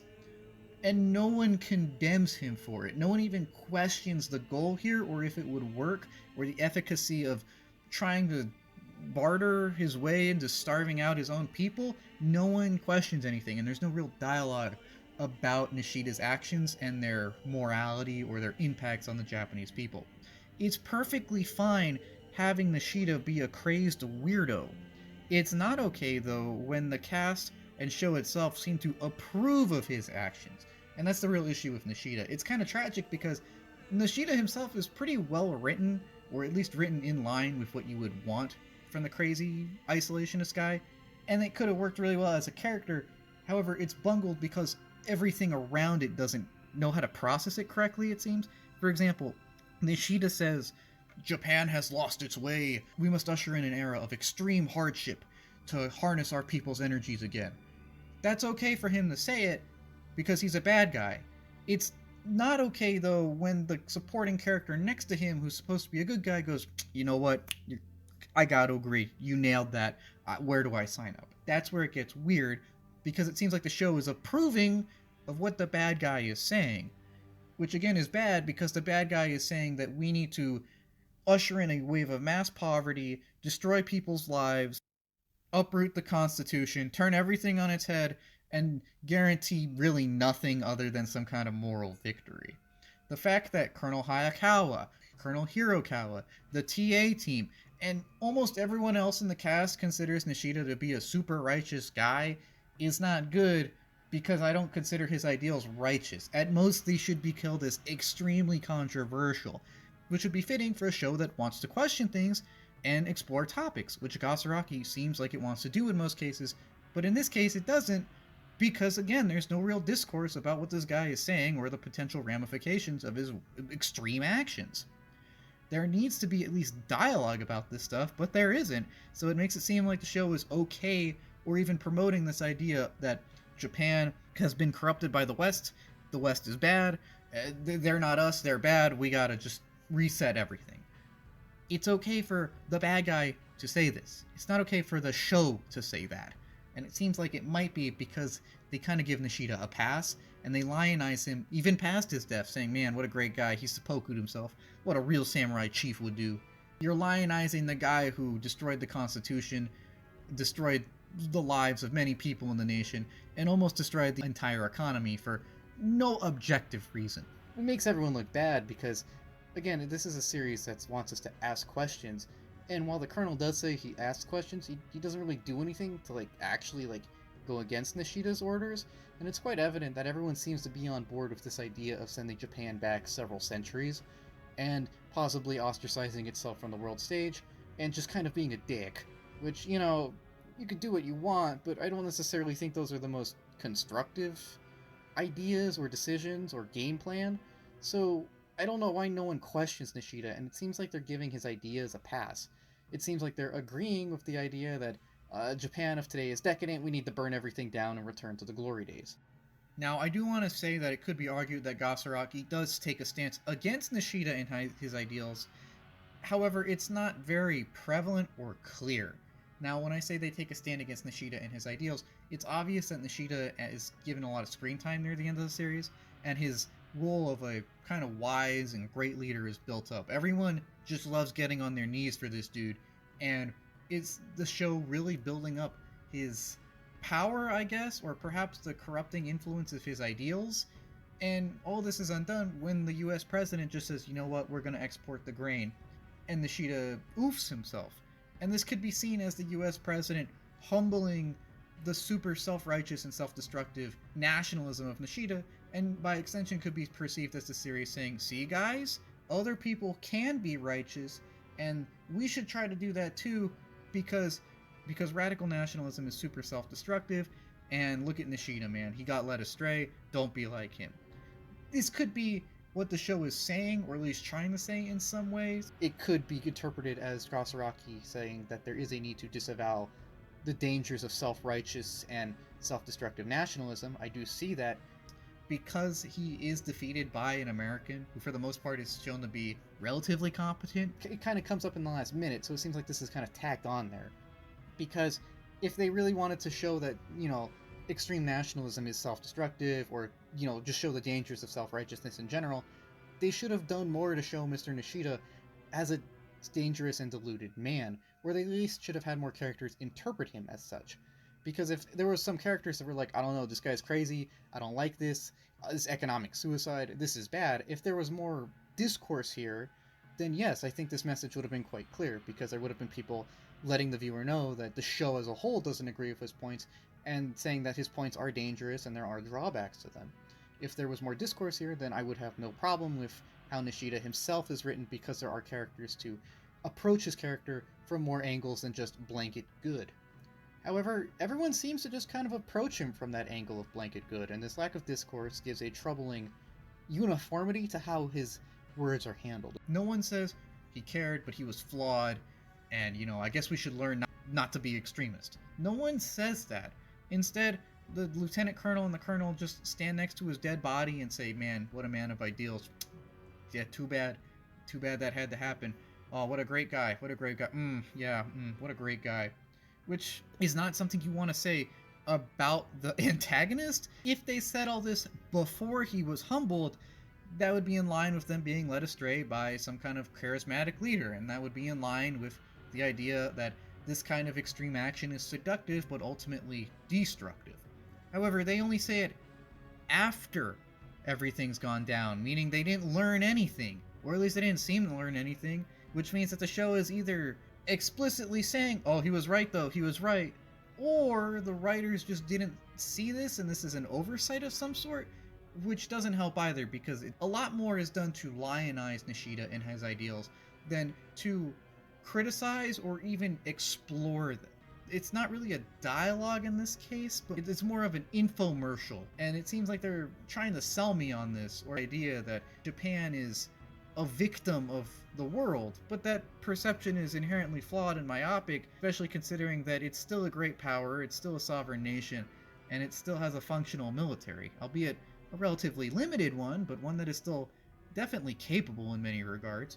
And it just seems like someone is bitter about how things went down post-World War II, which, again, if you don't like the peace treaty, don't start the war, especially when you know you're going to lose it anyways. Many in Japanese high command knew it was folly from the start. So it is an odd handling and does make it seem controversial, because it seems like the show could be approving a lot of what Nashida says. I also want to point out the weird parallels here. Not only does someone compare the American raid on the Gowa building to Pearl Harbor, but in reverse. If we zoom out, the grain export ban can also be seen as a metaphor for the embargo on scrap metal and oil in the 1940s. As mentioned earlier, that embargo is what led the Japanese to just go ham into Southeast Asia, and if you replace grain with oil and iron, and you replace the word economic warfare with just warfare, it's basically the same thing. They resort to basically the same course of action. In 1940s in Japan says, you know what, screw it, we're taking everything ourselves. They launch a massive attack into Southeast Asia and on the Pearl Harbor. In Gasaraki, they don't launch a military attack, but Nashida basically threatens to destroy America with economic means. It's an attack, so it's really a striking parallel here, and if we look at these two things as parallels, it is kind of weird, maybe even disturbing, that the show says all you had to do to stop World War II was let us get the stuff, because that's what happened. The attack is prevented and peace is preserved when the American president gives Nashida grain.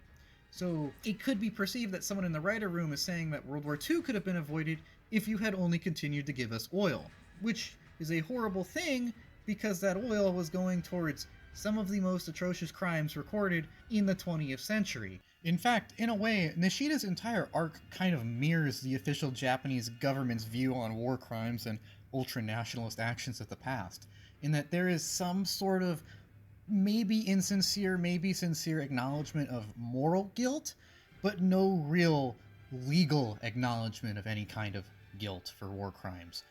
In real life, this takes the form of the Japanese government acknowledging that, yes, maybe things got, in their own words, a little out of hand during the 1930s and 40s. However, that doesn't necessarily mean that, in their own eyes, many laws were, quote, particularly violated. There is, to this day, a sort of legal denial of a lot of war crimes that Japan participated in, simply because they're uncomfortable, and that a lot of groups in the country don't really want to open up about it. And this is an issue even up until today, where, depending on the Prime Minister, the official stance and comments on such things vary. Sometimes the Prime Minister will say, yes, we have committed great crimes, and we're sorry for that and our historical legacy. And then other Prime Ministers might sidestep around the issue and say, well, you know, it's a war, things get out of hand, but that doesn't mean we did anything on purpose, even though there is very much documentation that a lot of war crimes were committed on purpose, and they were definitely excessive and brutal. To this day, unlike Germany, which has come clean about its past actions and why they were pretty bad, Japan never has really fully, on a complete level, owned up to the sins of the past, if you will.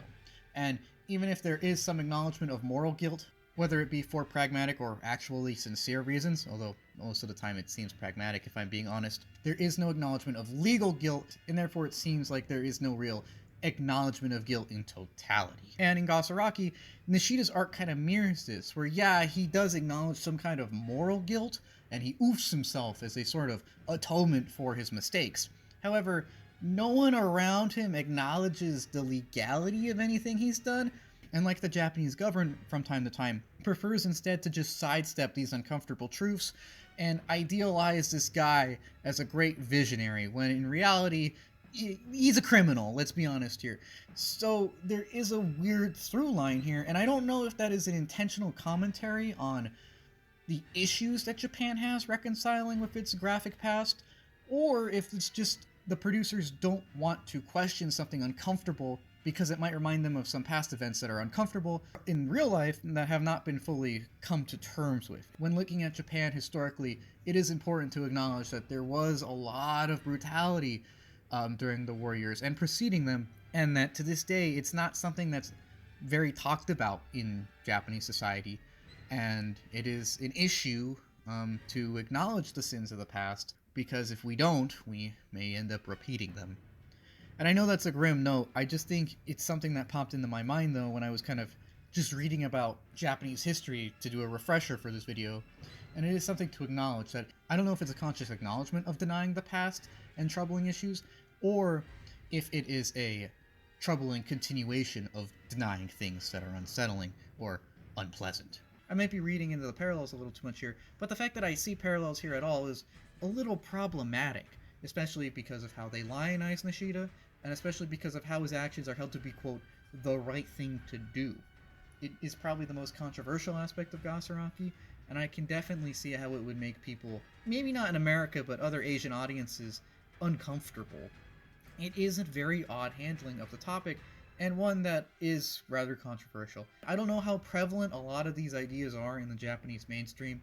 I don't think they're super prevalent, if I'm going to be honest. I've met a few people from Japan, and, well, they seem pretty open to America, or they seemed okay with me existing, so I don't know how prevalent these ideas are. I don't think they're super prevalent, but it is something to note, and it is an indication that there was maybe some bias on the production team here, especially when we consider how little of other sides we see on this topic. It's not really a discourse, it's more of a lecture, which is kind of problematic.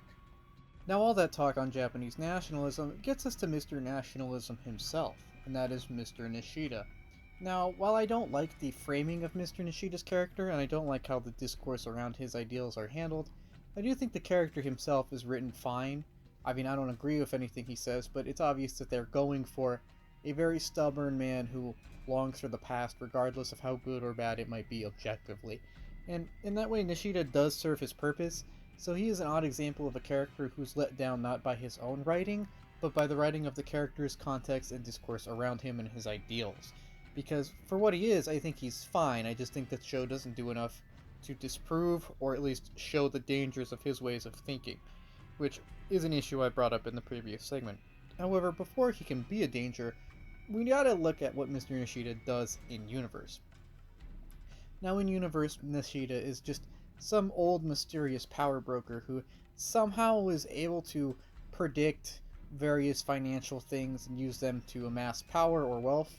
I'm assuming he's just known to be very influential for some reason, and he seems to be an author of some sort. People say that they've read his books, but I don't really know how he got his power or wealth, if he has that much, and it's not really stated.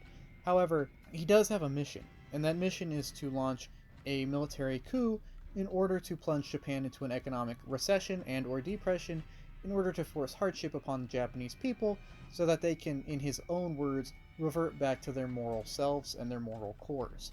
Now, this of course sees Nashida rally several prominent military officers and Kazukiyo in order to get enough support so that he can get this coup launched, and then from there somehow seize the entirety of Japanese economic assets, and then from there use that to strike a crippling blow against both the United States and in turn the Japanese economies. Now, if this plan is a little harebrained, that's because it is. However, everyone seems to go along with it, and throughout the series we see Mr. Nashida first appear as kind of an ominous presence in the background, and then eventually a frontline commander telling what stocks to buy, what stocks to dump, and how we're going to deal with the American menace. He does this up and throughout the last episodes of the series quite well, as he seems to know exactly what's going to happen, and he seems to be able to accurately predict the Americans' every move. That is, until the Americans admit defeat and just basically give up the ghost, giving the Japanese people some of the grain that is apparently so rare these days, and in turn admitting defeat. This catches Nashida completely off guard, who never expected the quote arrogant Americans to be so humble and righteous, and thus instead of going through with his economic attack on America, he just kind of seppukus himself. And that's the end of Nishida's character. He comes into the series kind of randomly. He spouts a bunch of things about the past and moral decay, and he convinces a bunch of people to launch a military coup, almost tanks the world economy, and then just kind of seppukus himself. Now, this, of course, is a very abridged summary of Mr. Nishida's place in the plot. However, I feel it is enough to get into the core concepts of his writing and character, and explore why the framing around them is not necessarily the best. Now, opening up the topic of Nashida as a person, I think that this is a very bitter man, someone who has seen what he considers the decay of society around him and has been left by the wayside as innovations continue to push society in new and unexpected directions. Now, of course, sometimes this is for the better because we have things like microwaves and cell phones and technological advancements and, general civil liberties now. However, it can lead to some undesirable side effects. As he has noted, the increase in economic prosperity has led to an increase in materialism and, in his eyes, some kind of moral decay. Now, whether or not these two are really connected, it isn't really. There's no real hard data there. However, I do think that this is a man who values morality above all, however, is kind of blinded by his own self-righteous morality, that he doesn't realize that what he's doing isn't necessarily the right thing, and what he's doing isn't necessarily justified. He thinks that his own view of righteousness is so exalted and perfect that it doesn't really matter what other people think. He thinks that force hardship upon people so that they can be forced to grow again. And while you could argue that adversity is important for any kind of character growth or trait development, which I can see grounds for that argument, I don't think that artificially forcing it to a crippling extent is necessarily the best thing to do if you want to help your country and your people. And this kind of goes full circle into Nishida's backwards self-righteousness. He's so self-righteous and convinced in what he says that he starts doing things that are undeniably questionable, if not downright evil. He wants to make Japanese people more selfless and more kind again, which in and of itself, not necessarily an evil thing. There's nothing wrong with wanting people to be nice to each other. However, to get to that point, he understands that that would require some kind of radical change in his eyes, like say an economic depression, and thus, in his eyes, it's perfectly justifiable to destroy the Japanese economy. I don't think I need to explain how that's not necessarily justified and how many lives that would overturn simply because this one guy is butthurt about modern kids or whatever. Really, there is no solid concrete argument to a lot of what Nishida says, and he's a rather deluded and self-righteous man. And I think it had a lot of room to be a very interesting character because it kind of presents two ways to look at Nishida's character. There's the intended view and what we kind of got. I think the intended view was Nishida was supposed to be this man of a bygone era, sort of a last samurai who puts honors and ideals above everything else, and thus is willing to sacrifice the material nation of Japan to revive the spiritual aspects of the nation.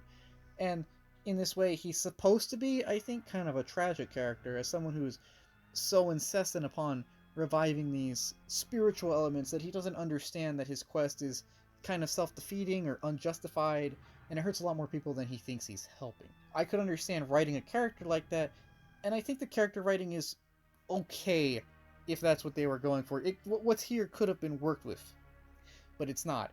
And that leads into what we actually got, and that is Mr. Nashida comes off, at least to me, as some kind of deluded weirdo who's kind of out of touch with reality, or just super bitter about everything. I can't really tell which.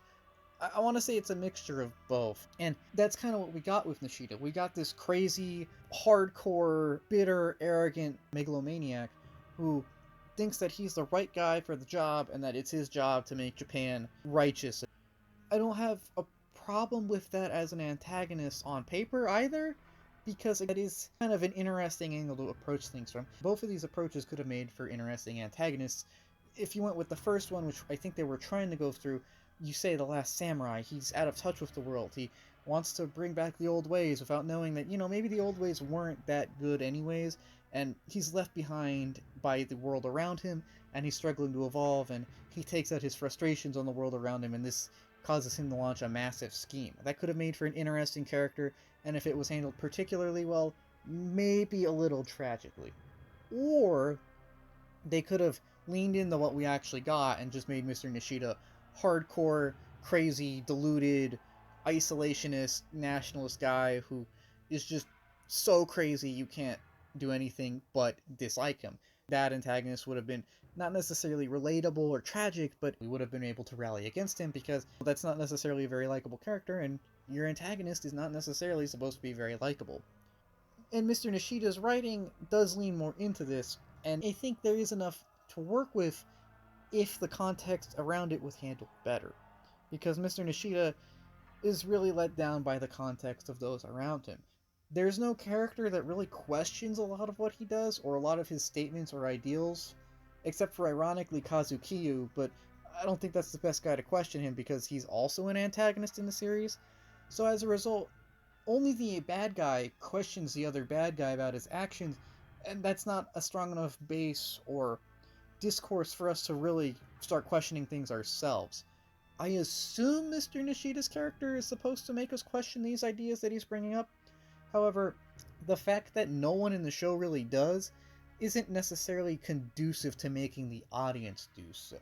It is really weird to me that everyone just kind of agrees with Nishida or just goes along with things, and that no one stops for at least a second and says, hey guys, the last war didn't go so well. Maybe we shouldn't attack the US. And as a result, it seems to give Mr. Nishida and a lot of the ideas he brings up a pass, as mentioned in the previous topics.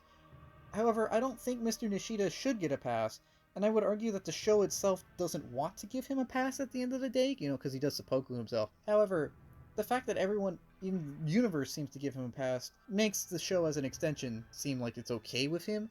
It'd be like if we watched Bleach, but then no one dares to call Aizen out for being a crazy man who wants to ascend to God.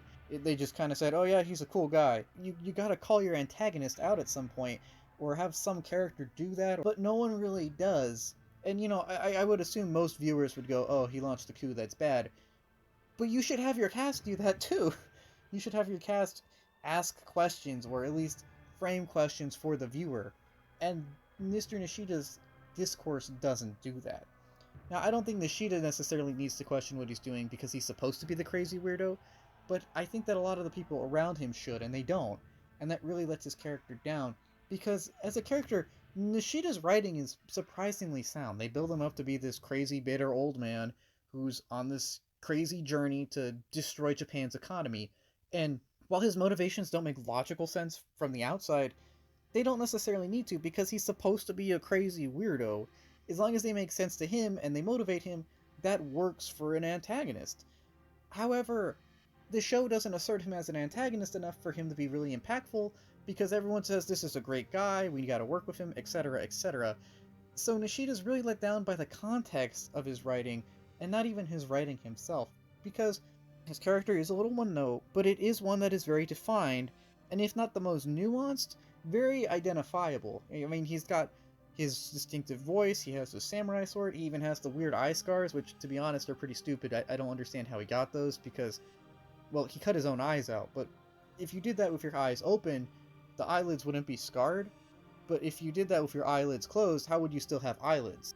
This scar makes no sense to me, but that's besides the point. My point is, though, that Nishida is not the weakest written character in Gasaraki, but the context of the writing around him makes it seem as though his writing is atrocious, even though I don't necessarily think it is. I think he is supposed to be crazy, it's just that no one calls him out for being crazy, and that creates this weird feeling about him, which comes off as, if not tacit approval, tacit acceptance, which I don't necessarily think is the best look here.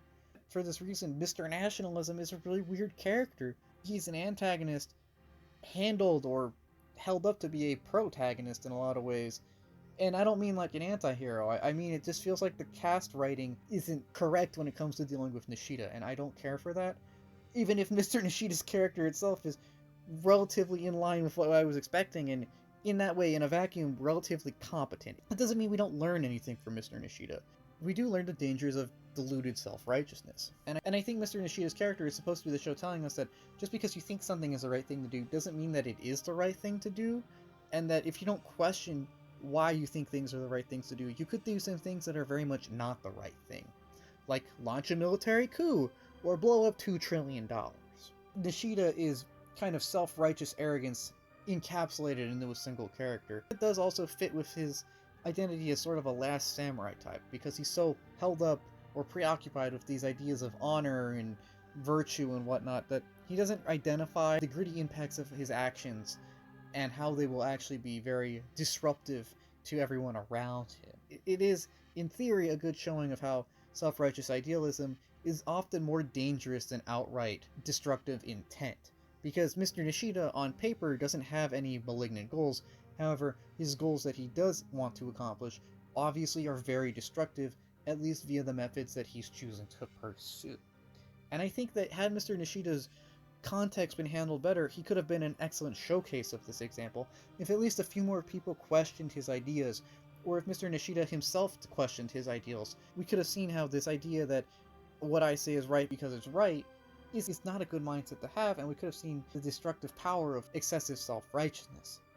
But, since Nishida is held up to be a righteous guy by all those around him, it's not very impactful when his actions bite him and the people around him in the ass, because we don't necessarily feel bad for any of them, because they're all on board with this crazy guy, who again, people should question, but in series they don't for some reason. And it is a very unique example of one that is not let down by their own writing, but the writing of everything around them. Speaking of being let down, I think it's time that we come to have a small discussion about the idealization of the past in both Gasaraki and in general. Now, as noted in the previous section, the past means a lot to Nishida and a few other characters here and there throughout the series who hold it up to be a better time that was better in every regard, in which people were better in every way, and that we need to go back there. And yet, Gasaraki does a decent job of showing us why this idealism isn't necessarily the best, and why this isn't necessarily true. In fact, while the series does give Nishida an odd amount of adoration, and he does give him a pass on a lot of things, he does do a good job in the two flashback episodes of establishing that the past was just as messed up as the present, and that this idea of going back to the past is going to fix everything is pretty stupid. In fact, the past is shown to suck just as much as the present, if not more, just in different and more interesting ways. Now, I do think it's important to make a note that there is nothing wrong with celebrating accomplishments of the past, or learning from the mistakes of the past, or really understanding traditions and cultures and history. That, of course, is important. However, there is something wrong if that is the sole thing someone focuses on.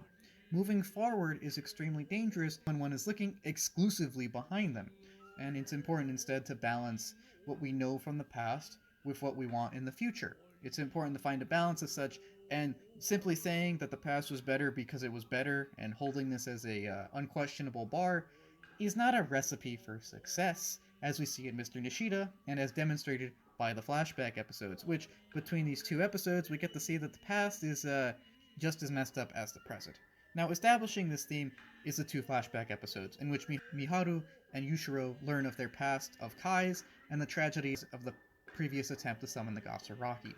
In this flashback, the two's ancestors or earlier incarnations, it's not super clear, follow a very similar course to their present analogs.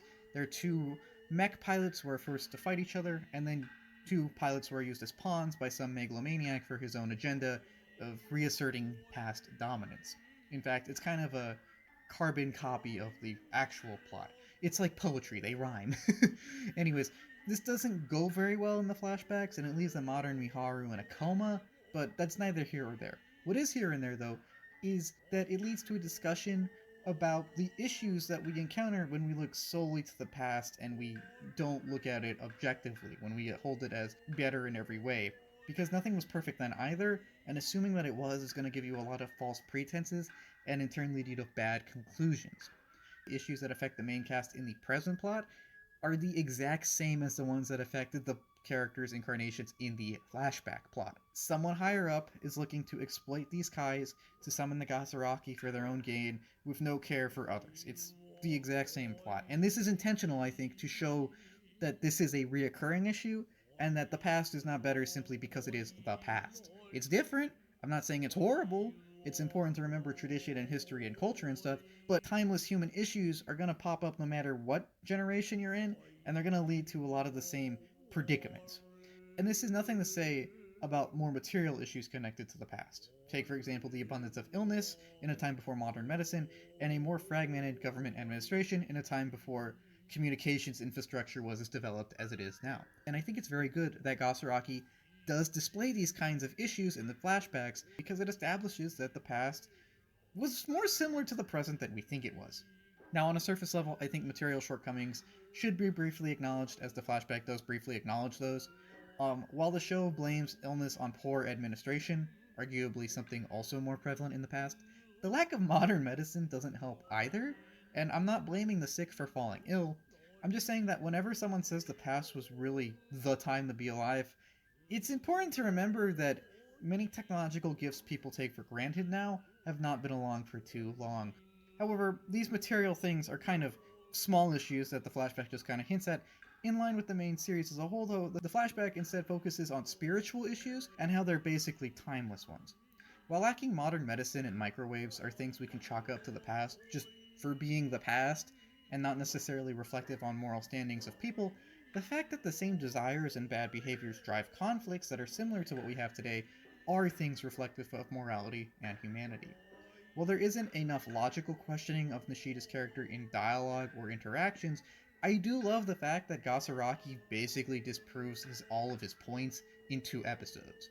He talked of how righteous and selfless the Japan of the past was, of how its warrior spirit was back then indomitable, and how everything could be solved simply through self-discipline and warrior fanaticism. And yet the entire flashback is focused on a ravenous warlord who burns the capital to the ground simply to feed his ego, and then doesn't actually accomplish anything productive. It's a very stark wake-up call, and one that I love because it just tears down Nishida's idealized view of the past so hard. I'm not saying that the past was horrible, I'm just saying that it's important to realize that these timeless issues of ego, of greed, of selfishness are timeless, and that people are gonna be people no matter what era. I mean, it is marvelous that while no one questions Nishida, at least the series does make a blatant showing of the fact that people are people and that his ideas are kind of dumb. Just because you think that society is immoral now, doesn't mean that they were paragons of virtue in the past. Yes, values and such do change over time, but the flaws of humanity are timeless. And anyone can be a scumbag in any era, just as anyone can be righteous in any era. The past simply being the past guarantees about the same amount of morality as the present being the present. I mean, just think, someone 100 years ago could have thought, wow, in 100 years, technology will have advanced so much, life will be so easy, everyone will have plenty to eat and everything, and everyone will get along. But first off, that hasn't happened yet, and second off, even if it did, I don't think that's possible, because people are naturally going to have disagreements and conflicts and whatnot. Doing and showing this in the flashback is a great showing. That's just how it is. And while that it's fine to look fondly upon the great occurrences of the past, and it's fine to reflect upon mistakes and culture and tradition, and it's fine to treasure these things and upkeep them, it's dangerous to say that the past was better simply for being the past, and that we need to pivot completely back to the past. Because, in all honesty, I don't think the people of the past would appreciate that. They would want, I would assume, the future to be brighter than what they have now. And assuming that the past was 100% better than what you have now simply because it was different, or simply because of your own personal views, is a kind of myopic way of viewing things. It's important not to be entirely defined by the past, as being defined by the past chains someone to it, and therefore limits their own growth in the future. It's important to assert one's present regardless of what has happened in the past. This, in fact, is the central theme of the story, as we see Yushiro and Miharu, arguably people bound to tragic pasts and fates for generations, finally break through to make their own future. And before they do so, they have to overcome the impacts of the past, a past that is just as flawed and riddled with conspiracies as the present, an era which has the same timeless human issues. And on the topic of issues, I think it's time to talk about one of Gasaraki's biggest issues, and that's the TA team, plus Colonels Hayakawa and Hirokawa. Now, full stop, I don't think any of these characters are standout enough to really get their own section, and thus I'm doing this as a kind of collective section, as they kind of function as a collective cast member. But I think that, to some extent, this is by design, as they are a team after all, and as headliners of the B-plot, it is their job as a collective to tackle collective social issues. And this does make some degree of sense, and I am okay with that by design. The issue arises, though, from how it's executed, and some of the commentary they make in their respective plots. Now, that plot, of course, is the B-plot of the series, and it goes something like this. The Special Self-Defense Force is a special unit led by Lieutenant Colonel Hayakawa. who is tasked with TA experimentation and later testing the units in Belgistan. This sees them fight abroad and get involved with international intrigue, and once they return from Japan, Yushiro just goes off to do his own thing, the actual plot of the story, and the TA team is kind of left in limbo, sort of not really sniffing around the mystery of the Gowa family and just doing their job, basically.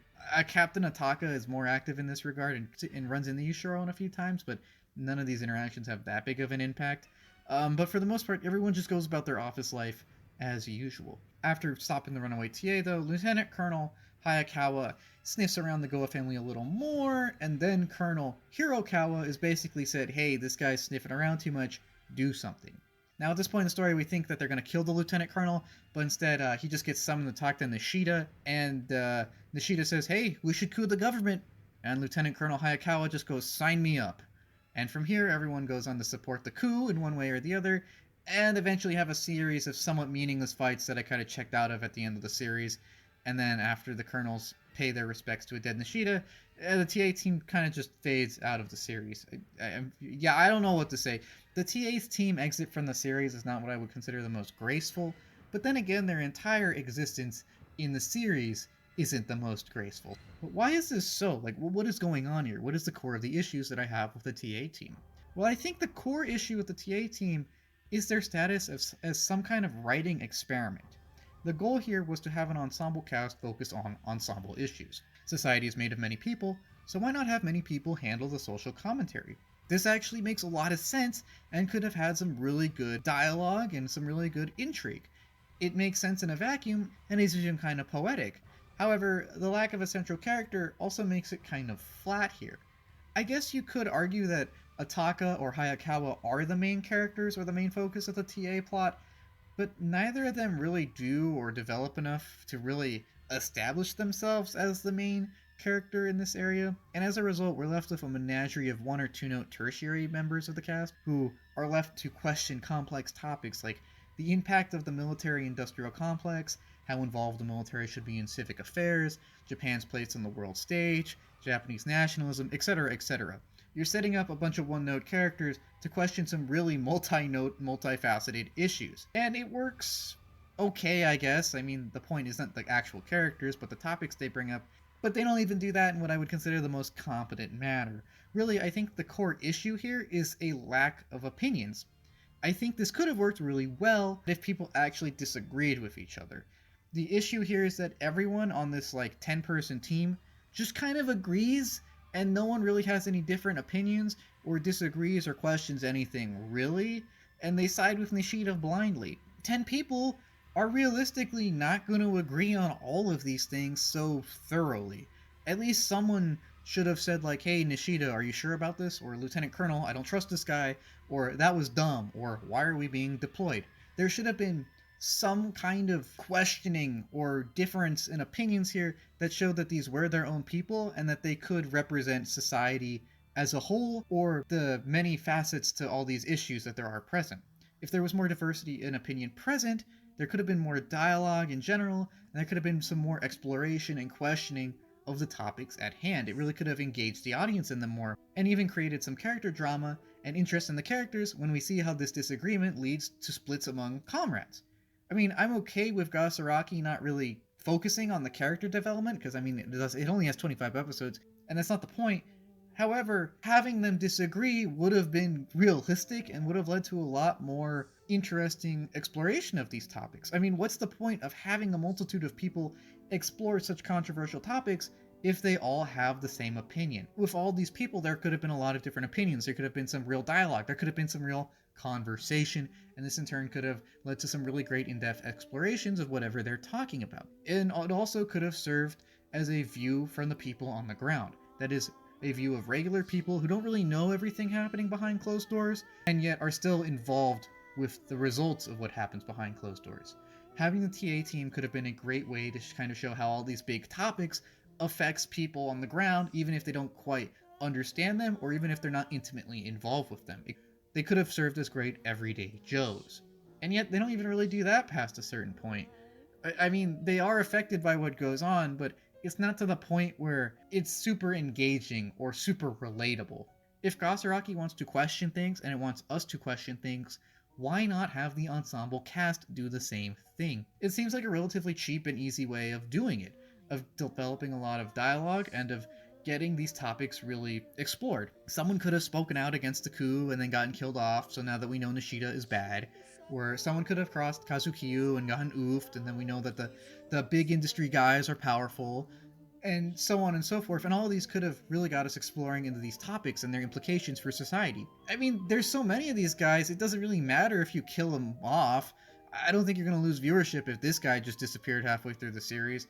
So why not have them be impactful with their absence? Why is everyone just agreeing with everything and following this guy? I mean, there should be some kind of disagreement here, there should be discussion, but instead everyone just kind of follows the colonel, who in turn, for no real reason, follows and trusts the righteous vision of Nashida. Something which I don't agree with either, because it's time for a brief aside on Lieutenant Colonel Hayakawa. I don't like this character. Now, I have said that a lot of the characters in Gasaraki are kind of flat or one note, and I'm okay with that because they are done competently and in line with what the series is going for. However, I think Hayakawa is the one exception to this because he sells out all of his morals for no really explained reason. As the commanding officer of the group, he is of course a little more developed and a little more powerful, and there is a running thread of his dislike of the Gowa Corporation and of how he wants to be the best CEO ever, but none of that really undoes the stain on his reputation that he gets from just blindly joining Nashida. You see, the show does a decent job of showing him sniff around the Gowa Corporation, of showing him question the power of the military-industrial complex, of showing him care about his troops, and showing that this is a guy suspicious of any powerful organization that claims overlordship over him that is not the actual government of Japan. In fact, he makes a point of stating that while they are soldiers and it's their job to do whatever is assigned to them, it's important to question orders, and it's important to question everything around you. In fact, that is supposed to be one of the core tenets of his character. But as soon as people get suspicious of him and they summon him to Nashida, he doesn't question anything. And I hate this because it's supposed to be one of his defining values, his desire to constantly question his path of action. He literally says that doing so is the most important thing any soldier can do to see if what they're doing is right and to see if they're doing it as well as possible. And yet he never does. When he got summoned to see Nashida, I was kind of engaged. I was like, oh my god, are they going to kill off the colonel? I don't really like this guy, but that would be an escalation. Maybe they're going to kill him off, and the TA team is going to get suspicious, and now they're going to be engaged in character drama. And I thought, wow, this is getting tense. What's going to happen? I thought they would try to induct him, and then he would get disappeared, and the TA team investigates on their own, and then they ultimately go on their own and stop the coup or something. You know, something that makes logical sense in this kind of story. And I feel that that kind of plot really could have raised the stakes and even got us more invested in these relatively one-note characters. Such an impactful occurrence could have made them stand out against relatively undeveloped characterization. But no, the Lieutenant Colonel just ignores all of his values and doesn't question anything, and doesn't even really seem to regret almost destroying the nation of Japan and its constitution. He just says, cool, Nishida's dead. What a guy. And I hate it because it makes him seem really spineless and it makes him seem really artificial. It undoes everything that he says he stands for. It makes him just seem like that corporate guy at the office who knows exactly what the boss wants to hear and yet doesn't execute any of it. And it feeds into the questionable legality and morality of having your main characters overthrow a democratically elected government, which I guess we can now talk about. The biggest issue I have with the TA team as a whole is that they're supposed to be the good guys, and yet the only real substantive action that they take is overthrowing democracy with a smile. And it's not like they were forced to either. In fact, some of them seem happy about it. I mean, there is a point where the lieutenant colonel goes, "Hey guys, I think I'm gonna join the Nashida. I gotta suck this guy off." And everyone just goes, "You know what? Save a spot for me." Even though some of them are familiar with his radical views and given all opportunities to just leave with no consequences.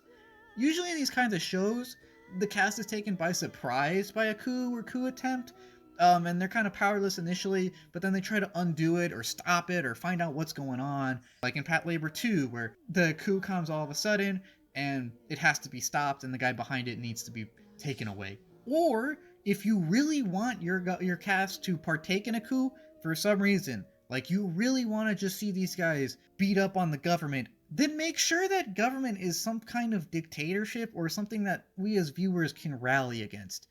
Like in Full Metal Alchemist Brotherhood. Yes, The main characters do launch a coup in that series, but it's also against a military dictatorship.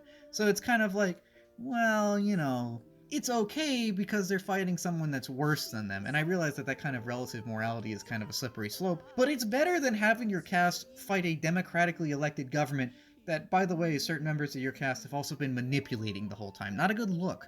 And all these other approaches are better because they let the viewer know that dictatorship is bad and that the main cast does have values that, even if they don't share with the viewer, that we can appreciate.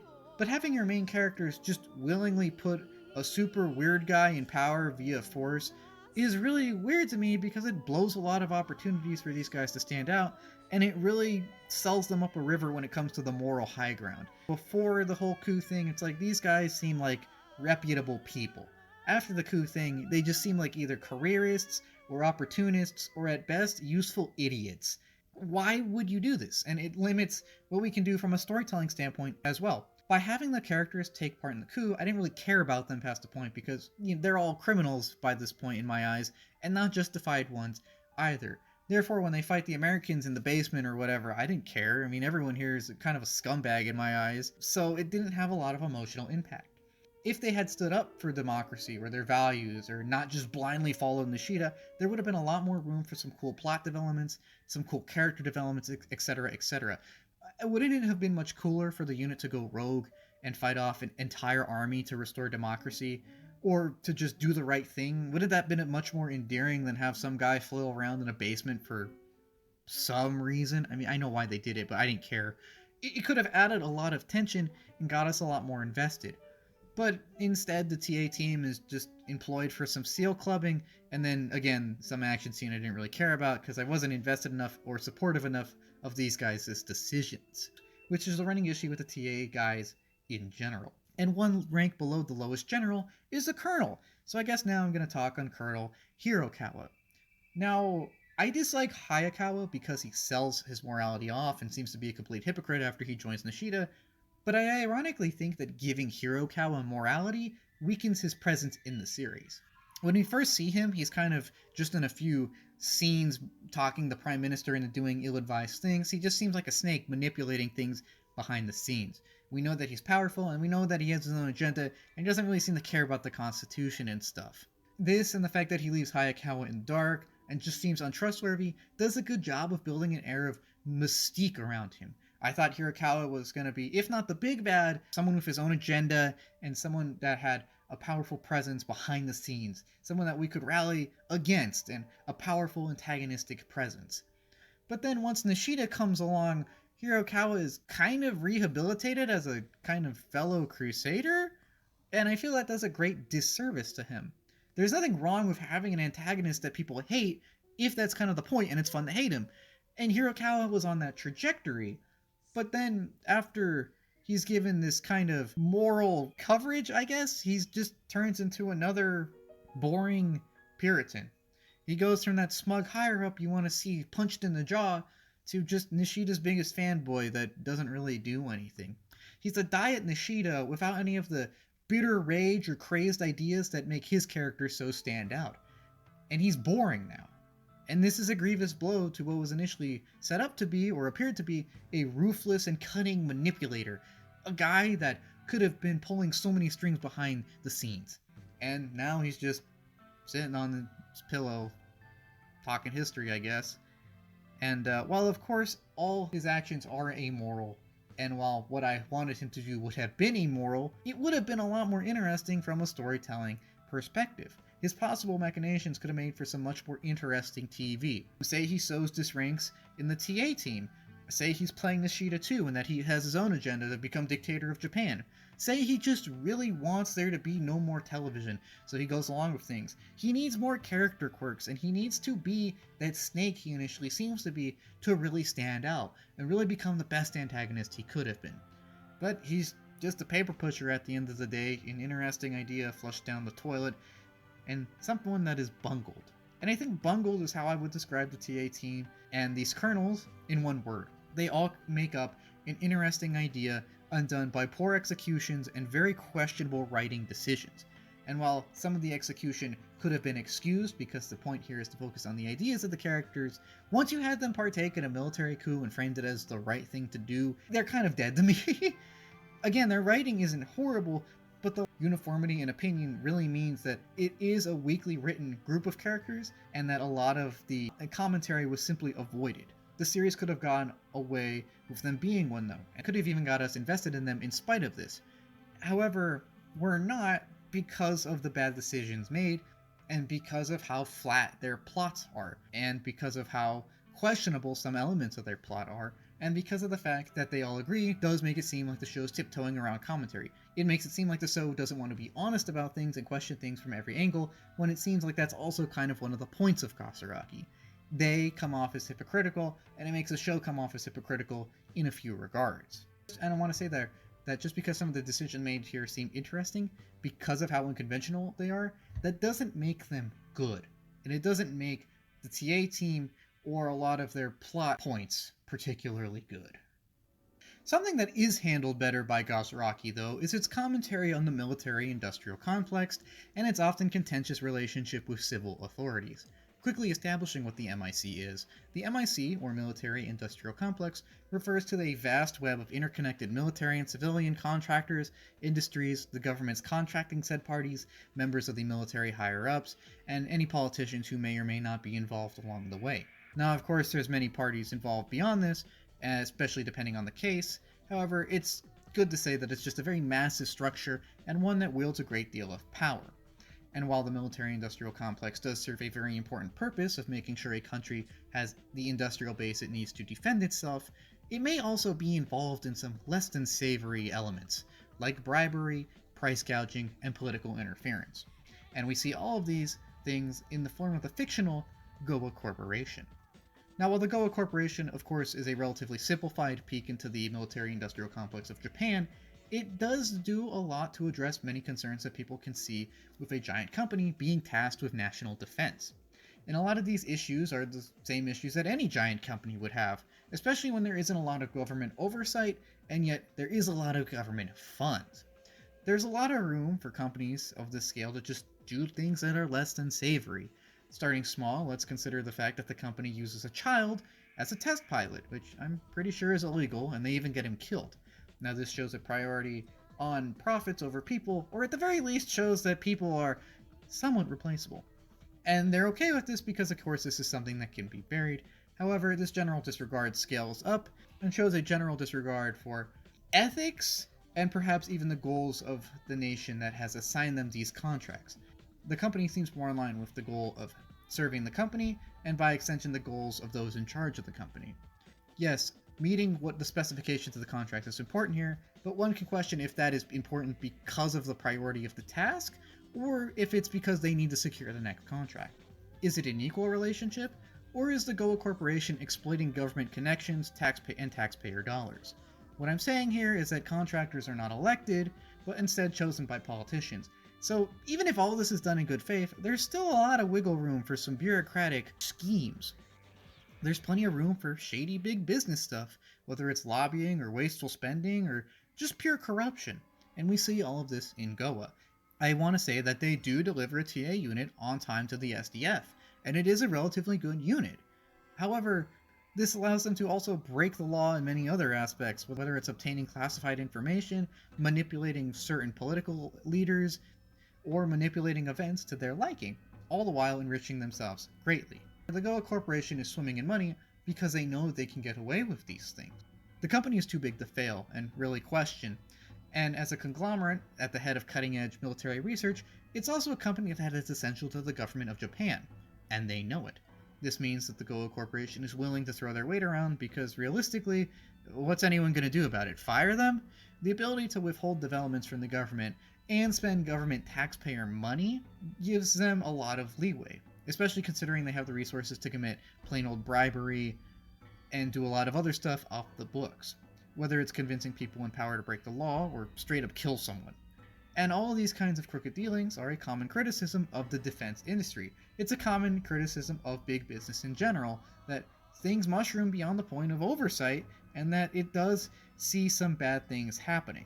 Now, I will say that the Gowa Corporation is, of course, an exaggerated an evil anime example. There is a lot of black and white here, and it lacks a lot of the nuance that we would see in the real world.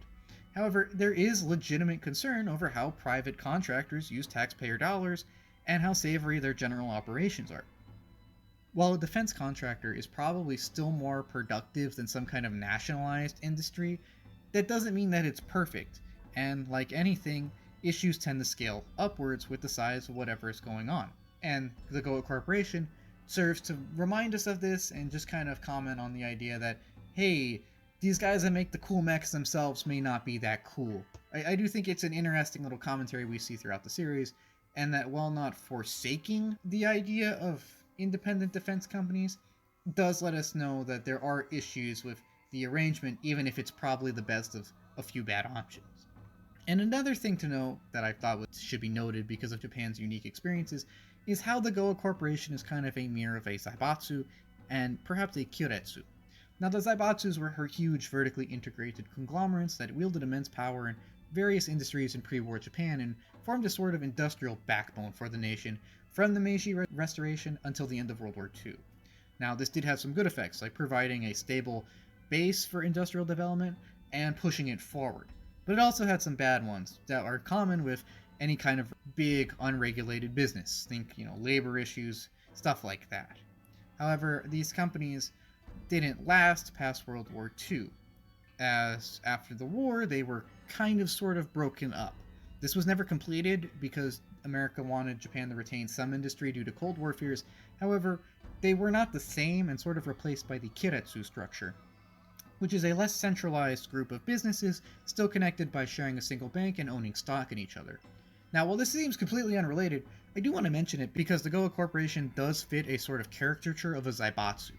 It is a large, vertically integrated monopoly-like structure run by a family that kind of serves their own goals and manipulates politicians. It is a really unique connection here and reflective of Japan's unique experiences with big business. And I also mention it because the whole Keiretsu plan thing had a big bump in the 90s, and Gasaraki was made in the 90s, so it makes sense that a little resentment for these kind of establishments leaks in here and there throughout the series. The point still stands, though, that I really like that Gasaraki as a mech anime bothers to question the ethics of how the mech is made. It looks into whether or not a company it can have too much power and the dangers of giving a company too much power, especially if the taxpayer is the one paying for everything. While this commentary isn't the most prolific in the show, it is an interesting one that is brought up frequently enough for me to comment on, and I think it is one handled relatively well. Again, the Goa Corporation is kind of an evil caricature of a Zaibatsu in the military-industrial complex, but its exaggerated actions still bring up a lot of legitimate questions that people might have about the MIC today. Something else really interesting in Gasaraki, and probably one of my favorite aspects of it, is the brothers Gowa and their relationship with each other. Now, when I say brothers Gowa, I don't necessarily mean Yushiro, although he does play into this dynamic, but instead the eldest son, Kazukiyo, the second eldest son, Kiyotsugu, and the third eldest son, Kiyoharo. Now, these three make up the leadership of the Gowa family, if you will, with Kazukiyo very, very obviously being the main guy. And their dynamics with each other and how they interact with the rest of their family and generally how they carry themselves is just an excellent exploration of how family can be a detriment from time to time, and how that just because someone is related to you doesn't mean they're going to have a great relationship with you, and just because someone else is related to you doesn't mean that they're necessarily the best person. And I think Kazukiyo does a great job in showing all of this. The other two brothers do to an extent, but they're more of bit characters. But Kazukiyo is a wonderful antagonist, a guy who really makes every scene he's in better. And again, I've commented on Andy McCaben's performance, but the writing and dynamic of the character by itself alone is excellent, which is something that I didn't feel I would get out of his character because he didn't seem to be that important to me at first, although as the series progresses he becomes the main antagonist, and through him we see the dangers of desire and of sheer arrogance and greed, and etc, etc. However, before we get into all that and why Kazukiyo is the best character in the entire series and a great anime character overall, let's briefly go over what these guys do. Now, the three brothers are established early on as leaders in their various fields of operation within the Goa company and family, and they're all geniuses in these fields as well. Kazukiyo, the eldest, seems to be the overall leader of the Goa company. He's an ambitious man with a plan who seeks to summon the Gasaraki to further his own power and establish himself as a sort of puppet master, not only leading the company and economy, but perhaps even the entire nation of Japan, and perhaps further. He's a classic megalomaniac, and we love that. Meanwhile, Kiyotsugu is the big brain guy. He's the scientist one who knows all the science stuff, or is attempting to explore all the science stuff, and is at the heart of all of the TA research within the company. And enabling all of this is Kiharu, who is the business extraordinaire. This is the guy making deals, calls, and anything else you might need to get things where they need to be. He is the sort of unseen supervisor of the company. Together, they all work to push forward their own interests, which happen to align sort of kind of. For Kiharu, he wants the biggest return on investment. For Kiyotsugu, he wants to push his research as far as possible so that he can learn as much as possible. And for Kazukiyo, he wants to attain ultimate power by ritual summoning the Gasaraki. Now Kazukiyo gets the ball rolling on all of this by convincing Daizaburo to see that the right people are bribed in the right places to get the TA team over to Belgistan. This is something that he pushes for because he wants the TAs not only to experience combat and see how effective they are, but because the mysterious explosion in Belgistan might be connected to Gasaraki-related stuff. As the series progresses, and Daizaburo grows more reluctant to go along with this research into the Gasaraki, Kazukiyo just full up usurps him and becomes the head of the household in this excellent scene where they kind of have a little vote, and he says, "Look, old man, the future's now, I'm taking over, I have ambition, you don't, come with me, brothers." And his brothers do, because they have their own ambitions, which Kazukiyo allows to be explored in exploring his own ambition. From here, Kazukiyo takes his rightful place as the best antagonist and arguably character in the entire series, and tries to track down Yushiro in order to get him to do the Gasaraki dance, all the while going along with Nashida's scheme, if for no other reason than to seize a ton of data and therefore power that he might use in any of his own ambitions. Now, it is obvious from the start that Kazukiyo is the only guy who actually questions Nashida and his ideology and his goals and methods, which is ironic because they're both antagonists. However, he does go along with it for pragmatic purposes. Because, even though Nashida doesn't succeed, Kazukiyo still gets a lot of information and power out of this. Everything doesn't quite go as planned though, as Yushiro does manage to kind of escape him and elude him, and does talk Miharu down from accidentally summoning the Gasaraki again. Although crafty Kazukiyo does find a workaround by using Mizuzu, the neglected sister of the family, to summon the Gasaraki instead. And he actually succeeds! In sending himself to hell. Yeah, in the abstract exploration of the human psyche that is the final episode of Gasaraki, Kazukiyo, along with Miharu, Mizuzu, Phantom, and Yushiro are kind of summoned to the Shadow Realm, where they have a talk with the Gasaraki and just talk philosophy and stuff. It's kind of like Evangelion episode 26, and like Evangelion episode 26, it doesn't make a lot of physical sense, but on a metaphorical level, I think it's pretty good, and I don't mind it. And in this process, Kazukiyo basically condemns himself because while the good guys reject the Gasaraki's call to pursue ultimate desires and power, Kazukiyo is all about that and basically banishes himself. And that is his end. He is undone by his own greed and desire. Oh yeah, after he shoots his own dad in the back, but that's something that, that's unfortunate. Anyways, as Kazukiyo is consumed by what he has desired most, the other two brothers have come to learn something along the lines of maybe you shouldn't follow what you want exclusively, and they do survive, although what they do afterwards is not entirely clear. And all of this gets into the discussion of the three brothers. Starting with the strongest one, that is Kazukiyo. Kazukiyo's entire arc of screwing over everyone to achieve his biggest desire, only to in turn be screwed over by it, is probably one of the most awesome and poetic elements in the entire show. I love this idea because while it is a very simple one, the show infuses it with some possible Buddhist imagery and philosophy to really give it a deep impact. Kazukiyo is something of a nihilist, and he is something of an extremely self-centered man. And while he does get away with it for a while, showing that, consequences aren't always immediate, they do catch up to him. So we know that there are consequences for what you do. And what he does is bribe politicians, corrupt government processes, kill people, and a bunch of other things that are generally considered not good. And he pays for this. And It's a character that we love to see this happen to, because while he is too stylish, intelligent, and just dapper to hate, we know that we aren't supposed to like this guy, and his gradual buildup into a mastermind tactician, and then his gradual decline into depravity and insanity, which undo him in the end, make the payoff feel all the better. It's a great arc in getting to see an antagonist build up by doing horrible things over time to become the big bad, and then ultimately undo himself because he thinks he can do whatever he wants, when in reality, no one has that liberty.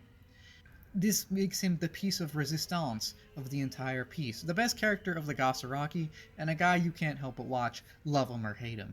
I love this character, not because I actually love him, he's a scumbag, don't get me wrong, but because of how well Gasaraki constructs a solid antagonist who's just unlikable because he's just a bad guy, and then gives him what he deserves. Now, that's not to say there's no depth to Kazukiyo, though, because there's actually a lot of depth here, and his presence ties into overall themes of desire is bad and possible Buddhist interpretations of how one should live their lives. It should be said also that Kazukiyo himself does a masterful job of walking a line between comically evil and sophisticatedly nuanced. Yes, his motivations are pretty simple, and it is kind of cartoonish in that he just wants to rule the world because he's the best guy ever and he's totally not insecure about not being a Kai. But these simple motivations are expressed through such nuanced actions and conversations and characterization that how he goes about executing his simple motivations is delightfully devilish and detailed. Just because his motivations are one note doesn't mean his methods or performances are. He steals almost every scene he's in, and Andy McCavin's voice does a phenomenal service in bringing him over to the English-speaking world. I know I've already talked about the scene where he usurps his dad, but seriously, just rewatch it and feel the tension and ambition in this man's voice. We can tell that Kazukiyo is not a man who cares about anything other than himself, but he's smart enough to know that if that's all you say, it's not going to be conducive. He knows that you have to grease the wheels a bit in order to get things rolling. He's a true snake and a man of incredible intelligence. This allows him to manipulate others in order to further his own goals, or at least work with them and use them even if he doesn't agree with them. Take, for example, how he works with Nashida. He thinks everything Nashida says and does is a crock of BS, but he also realizes that in some ways it might benefit him, so he goes along with it even though he has no desire to or care for what is for Nashida's actual goals or actions. He is the embodiment of desire and dangers incarnate, and he has so much, and yet all he can think about is getting more. As a leader of a massive and powerful defense contractor, he's arguably already a puppet master, or at least someone capable of pulling a lot of strings behind the scenes, but he seeks the Gasaraki to solidify this. And he does this by carefully connecting events, people, and organizations together and waiting for the right time to strike. He is a spider who waits for his prey to be ensnared in a carefully made web before moving forward, and is completely unconcerned about any moral bumps along the way. In fact, I love his interactions with Nashida because essentially he's the only cast member to say, "Hey, you're an idiot, but whatever," to his face and call out his pipe dreams. I love it because it shows that Kazukiyo he just doesn't care about anything. This is a guy who's zeroed in on his goals above all else, and his cold logic and his desires drive him to do so at such a ruthless pace that even if it makes him cartoonishly evil, it makes him just feel passionate. It's a character that makes me feel things when I see him on screen, and I love it for that reason. In a show that has some flat characterizations and who it's kind of hard to relate to all the cast or really get to know them, to be honest, Kazukiyo is a breath of fresh air. He is one of the most human members of the cast, and definitely one of the most expressive ones, even if he doesn't show a lot through his cold exterior. Characterized so passionately and so calculatingly that we can't help but understand the fear that we would feel at meeting a guy like this in real life, or some kind of loathing at least, and I love it. I don't love this guy, but I love that we're supposed to dislike him, and yet he also has this false sheen of sophistication that we can also perhaps learn to appreciate. He's not a brute, and it adds a lot to his character that he is intelligent, and he is a cunning tactician, and he does have actual skills and logic and ability, and a personality. Where Hirokawa was a failed snake, Kazukiyo is an expert snake, slithering around all those who trust him and striking those he needs to when their guard is down. And all of this, of course, is to summon the Gasaraki in order to establish the Goas as a powerful warrior family again, even though you could argue they already are at this point in time, which we're going to talk on now. In many ways, Kazukiyo ironically mirrors Nashida, as they're both bitter men who long for some kind of past glory. And while the one Nashida longs for is some kind of abstract moral purity he associates with the past times, the one Kazukiyo craves is a very defined and soul-crushing one. He craves the greater days of when the Kais ruled the land under the command of the Gowa clan, and he seeks to restore the puppet masters back to their rightful place so that he alone can rule over everyone, because he alone is that dominant. Not since the days of Alex Rosewater have we seen such a dominant man on this channel, and I mean that both very ironically and very unironically, because this is a man who is ruthless and pursues his own goals and is cunning enough to do so and think ahead several steps ahead. However, he's also someone who does this out of a certain level of insecurity. While I don't think his megalomania comes strictly from being insecure, I think he's kind of a dick by default, I do think that there is some insecurity that feeds into it, and that has something to do with the fact that he's not a Kai. Now, this is kind of thrown in a little 2-minute flashback in the final episode, but I think it is a masterful little cherry on top of his characterization. He is cartoonishly evil up until episode 25, and then we have the little flashback, and we learn that, okay, he's still cartoonishly evil, but he is somewhat human, and he is human in that he is experiencing this insecurity. Now, that of course doesn't justify him. It's just nice seeing that this smug, ruthless, crazy megalomaniac has insecurities too. It brings him down a peg, and it's kind of a nice little treat for the audience right before he gets banished for basically forever. He doesn't like that he's not able to do something, because as someone who wants to be in control of everything, if you can't do something, well, that's obviously a limit on your power and ability, and he doesn't like that.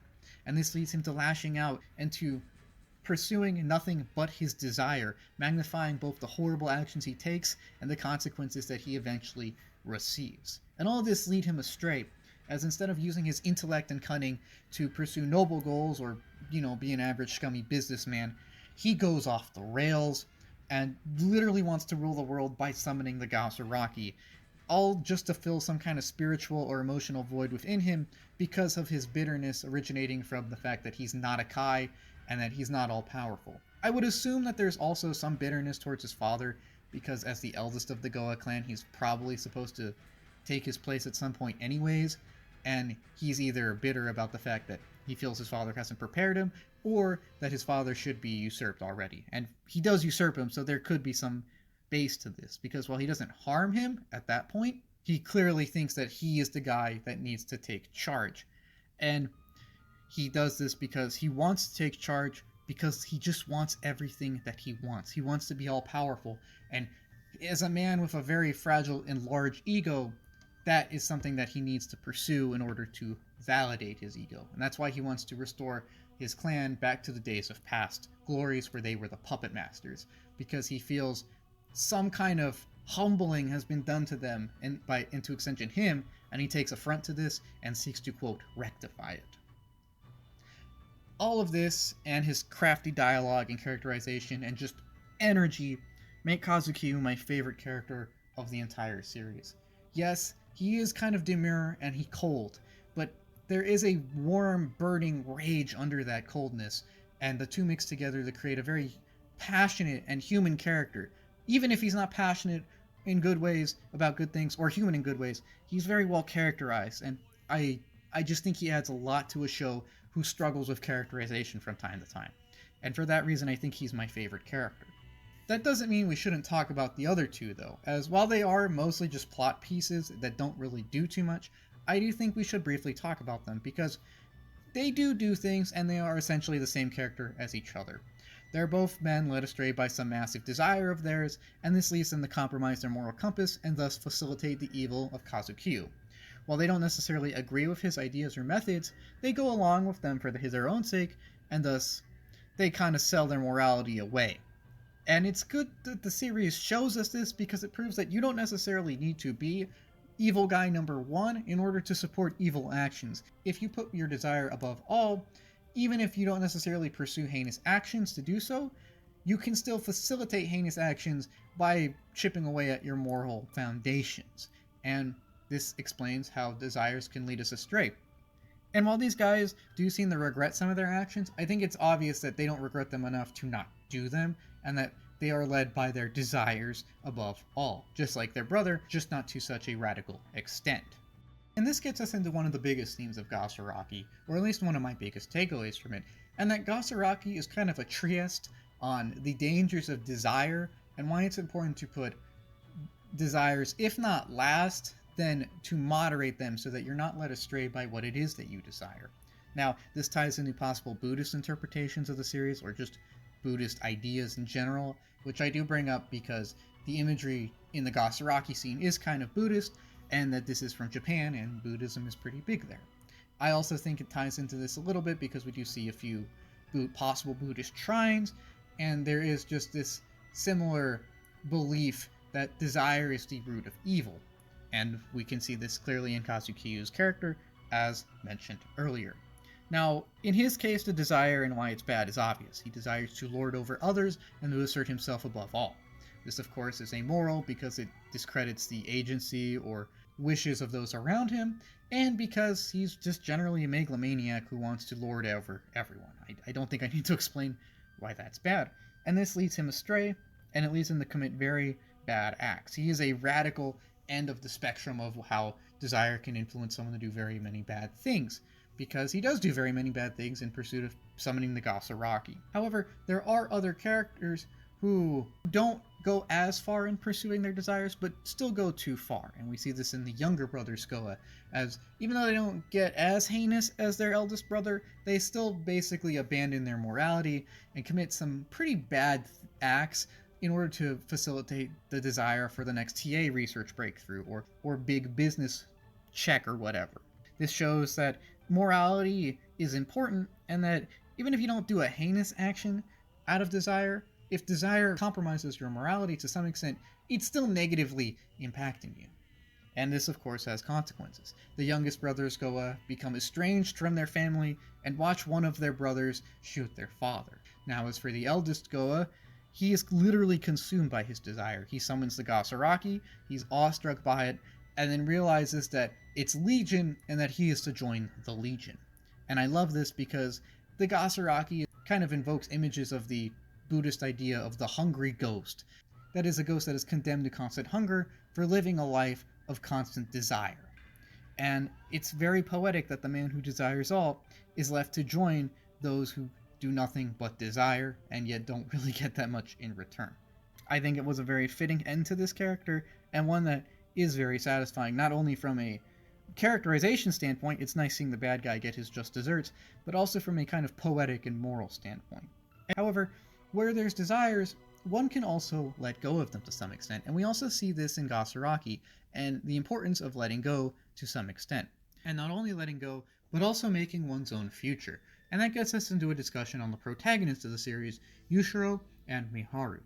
Now, I'm going to bunch these two together, not only because they seem to be romantically involved, but because they have a very similar plot in a storytelling sense, and because they learn a lot of the same lessons.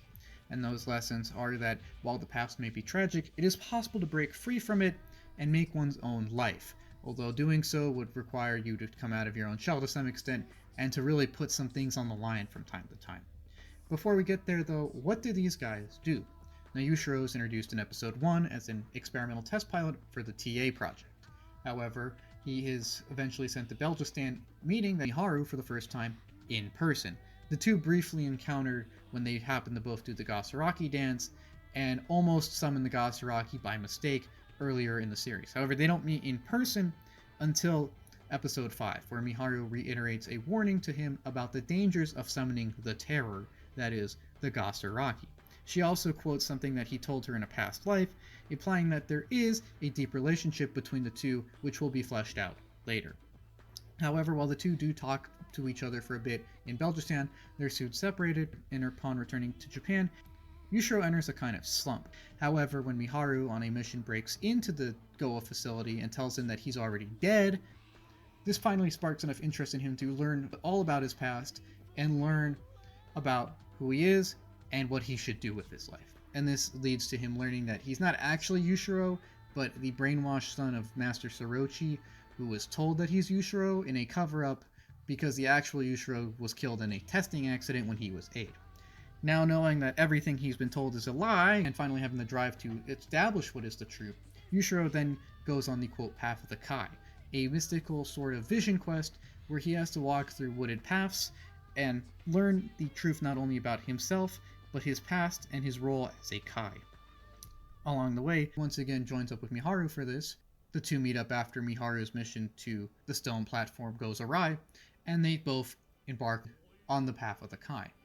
Now, along the way, they eventually get to this shrine where they touch this relic, and they learn about their past lives leading into the flashback episodes. The flashback episodes reveal that they have been intertwined for generations. It's implied that they are the same people reincarnated again and again, and doomed to some kind of life focused around being a Kai, i.e. that the two are doomed to be Kais, and that this will lead them to taking tragic actions in their life, and just lead generally not very pleasant lives. We see this in the flashback when the two are forced to fight each other to the death in order to solve some kind of inter-clan dispute. However, Yushiro refuses to kill Miharu, and thus the two are left to embark on the mission to burn the capital, basically. Before this happens, Miharu kind of has a crisis of conscience where being a Kai is all she knows, and she doesn't really have any self-worth or idea of what she should be other than a Kai. And it is in this scene that Yushiro tells her that fate is not set in stone and that she needs to make her own fate, which is ironically what she told him in episode 5. Anyways, the flashback ends when the attempt to summon the Gasaraki is stopped. However, in order to do this, Miharu actually ends up killing her own brother, or her own brother in this timeline. And this, of course, upsets her greatly in the present day because she learns that she is someone who has killed someone to some extent, somehow, I guess. And this leads her to entering a slump, and she becomes kind of catatonic for like the next 10 episodes. Yushiro just takes care of her, and the two continue on their quests until Miharu is eventually captured again. Now, there are interludes here and there where Yushiro helps out the TA team with various stuff, but I'm not mentioning them because they feel kind of tacked on and not super important. It does establish, though, that he has some kind of camaraderie with the TA team, and this motivates him to partake in the final fight with them against the Americans in the basement. But before we can get to that point, he runs into Miharu again, who is also asked to overrun some kind of military or government post. However, he talks her down, and even though she almost freaks out and summons the Gasaraki, he proves that fate can be averted by talking her down and establishing that she does have value as a person, and this leads her to having a moment of self-realization and self-actualization, in turn allowing her to stabilize herself and be much more helpful in the final scene. Getting to that final scene, Yushiro and Miharu are present when Mizuzu is used to summon the Gasaraki and try to talk her down. However, in the process, they are kind of summoned to the Gasaraki realm along with Kazukiyo and Phantom. However, where the other two are condemned to a horrible fate because their desires have led them so astray, Miharu and Yushiro establish that there is more to life than just material things and power, and that they should be thankful for each other and just the people that they love and living a good life, and that requires letting go of the past to some extent. This allows them to kind of actualize their way out of the Gasaraki realm and put a whole end to the summoning process, which seems to be stopped right before things go horrible. The series ends as the two look at each other smiling, and a sun rises over them as they've finally broken free of their horrible fates. Yushiro's quest is one that is pretty well thought out throughout the series, and even if it is oddly broken up by moments with the TA team, the idea of young people being shaken out of some kind of slump by the idea that they are and can be so much more than they think they are is a generally good and inspirational tale. When we first meet these two early on in the series, they're both kind of apathetic to life, they don't really have any goals in mind, and they're not really sure of who they are as people, which is very normal for people that age. However, they both have a moment inspired by the other, which leads them to deciding that they need to question who they are and establish who they want to be. And this gets the ball rolling. And I like the fact that they are the ones who do this for each other. Yushiro does it for Miharu when he says, "You can be more than a TA pilot," not only in the flashback, but also in various episodes early on. And Miharu does it for Yushiro when she straight up says, "Yo dog, you're dead, you're not who you think you are, you should probably look into that." And they do a decent job of supporting each other early on and establishing that it's more important to focus on making one's future than mulling over all the bad stuff that happened in the past. And they do a good job doing this, even if their character writing is not the best, which gets us to a talk on their character writing. And one of the reasons I lumped them together is because they have a very similar arc, and they don't necessarily have that much character. Yushiro is defined as a quiet, introspective young man. He is somewhat insecure, however not enough for this to really be a sticking issue here, and if anything, he's just kind of confused and curious about what he needs to do with his life. He has motivational issues from time to time, although this is in line with his character growth, and it is in line with the arc of learning who you are and learning why you need to establish who you are. Overall, his actions throughout the series make enough sense in context, and that it is nice seeing him get more and more driven as the series progresses. However, since he is such a quiet character and he doesn't have the most dialogue, this is about all we can really establish about him. Is that he's a man on a mission to learn who he is and become who he thinks he's supposed to be. However, we don't really learn much about his tastes, and we don't really see him emote that much other than concern for Miharu, of course, and moments of frustration. And I would say all of this applies to Miharu as well, just in more extreme examples. As a kind of secondary protagonist, she of course has less screen time than Yushiro, and while her quest is basically the same, it's kind of weakened by the fact that she goes catatonic for 5 or 6 episodes, and this strips her away of a lot of agency for those episodes, and makes her kind of a MacGuffin for that time. It seems kind of insulting to build up this duo who build each other up, and then she just gets taken out by a single flashback, and is reduced to a liability for the time being. It felt a little mean-spirited, I don't know. However, she does overcome this with Yushiro's support, and she does help him talk Mizuzu down in the final episode. So she does prove her worth, and it is important to note that she is the one that inspired him to really start to look into things. So they do build off of each other, even if the series builds up Yushiro a lot more than Miharu. They are both solid protagonists though, and again, if Gasaraki is a story about concepts, they are excellent. If it's a story about characters, they're fine. I think it is insulting that Miharu is a MacGuffin for 5 or 6 episodes, but Yushiro himself does a decent job of establishing his quest and who he is. It's not the most defined, but it doesn't need to be, because the point isn't necessarily the characters here, but the ideas here. And the idea of young people asserting who they are by breaking free of past tragedies or struggles in order to set the best future up for themselves is a very good idea. It's a timeless tale, and it makes the series a nice coming-of-age story, as we see 2 young people learn not only to learn and trust and rely on themselves, but also each other, and establish that it's not all about power or material goods, but the people that you love and living meaningful lives with them. While I don't consider them the most emotive protagonists, and that's fine, some people are just like that. And these are 2 young people who have been through a lot, and to be fair, do express a lot more near the end of the series as they learn to come out of their shells, and they learn to be who they are and who they want to be. I think that they're great protagonists for this reason, and I think that they are pretty good pieces of Gasaraki as a whole. And with all that in mind, I think it's time we take a brief aside and talk about the Gasaraki itself, the namesake of the series, and a mystical thing that's very prevalent to both the core and lore of Gasaraki as a television show. Now, from what I can tell by watching the series, I think that the Gasaraki is supposed to be some kind of otherworldly or interdimensional cosmic creation or being, and manifests a sort of hypnotic power over those that crave it and lead them to do destructive things. It's not very defined, and it seems to have its own kind of sentience, although it also seems to be something that is not quite capable of manifesting its will on its own, and it needs to act through others and be summoned by others, from what I can tell. The closest thing we really get to a physical manifestation of it is when they special summon the little chrysalis baby thing, I guess, which could be used in part to summon the entirety of the Gasaraki, I guess.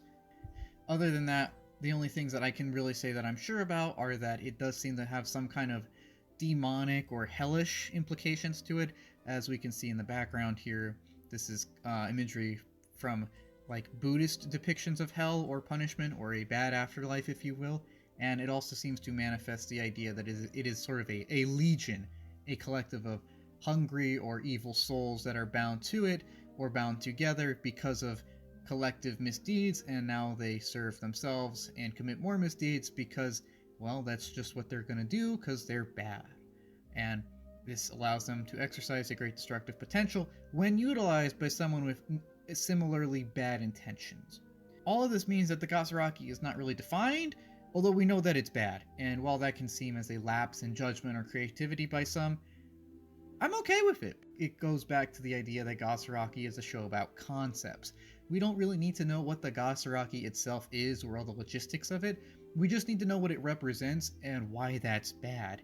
And in the show, it's readily available to us that the Gasaraki is bad because it represents a manifestation of desires leading someone to impure actions, and because the Gasaraki itself manifests the negative consequences of those actions, or can manifest negative consequences upon others due to being led by desire.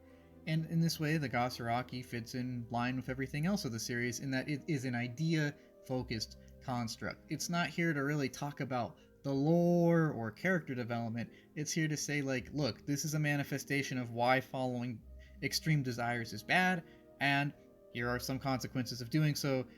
And I think that the imagery of a vague and nebulous evil suit of armor or possessing spirit is something that serves the series really well because of how built up the Gasaraki is. I don't really think they could have done it any other way. If they made it a very specific entity or being, or they fleshed it out substantively, it would have been kind of a letdown in my eyes, and it would have made it seem less imposing or powerful than this vague, all-encompassing kind of cosmic force. And I think that less is more in this case, and I really do like that. And I think that this is a nice little ending because even though we don't learn what the Gasaraki is for sure, we do learn what it stands for, and it does kind of wrap everything up nicely. At least on the interpersonal A plot. The B plot's not resolved at all, but I've gone over that already. It lets us comprehend it a little bit, enough to know that this is a serious threat and to add gravity to its messages, but not enough to really ruin it. Less is more in this case, and it adds a very strong sense of Lovecraftian horror here. It kind of enhances it, really, that we don't know that much about it. It is nice that there is a lot of build-up to the Gasaraki, and then there is a sort of reveal, but it's not revealing enough to really deflate the situation, but it does expose the Gasaraki enough to let us know that, okay, the stakes were real, there was some stuff at play here. I'm glad that everyone learned their lesson, except for Kazukiyo, who gets destroyed. And I'm glad we can move forward now that this horrible interdimensional creature has essentially taken its absence and or been expelled. Another thing that, while not expelled from the series, arguably could have been, is the cast of Symbol.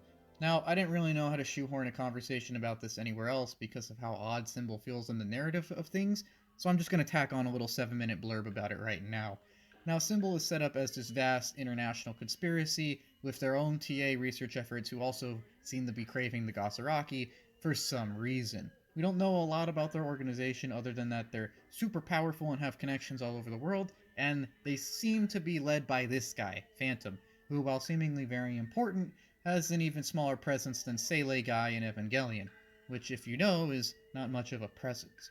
It should also be noted that there are two guys that we see throughout the series that are also affiliated with Symbol, that being Gunther, owner of a cool turtleneck, and Meth, Miharu's handler. Now, I say Meth because I'm pretty sure that's a mistranslation and it's funnier, although I have also seen it translated as Mess. I think they're both his code name. I don't think anyone actually named their kid Meth, but I like that.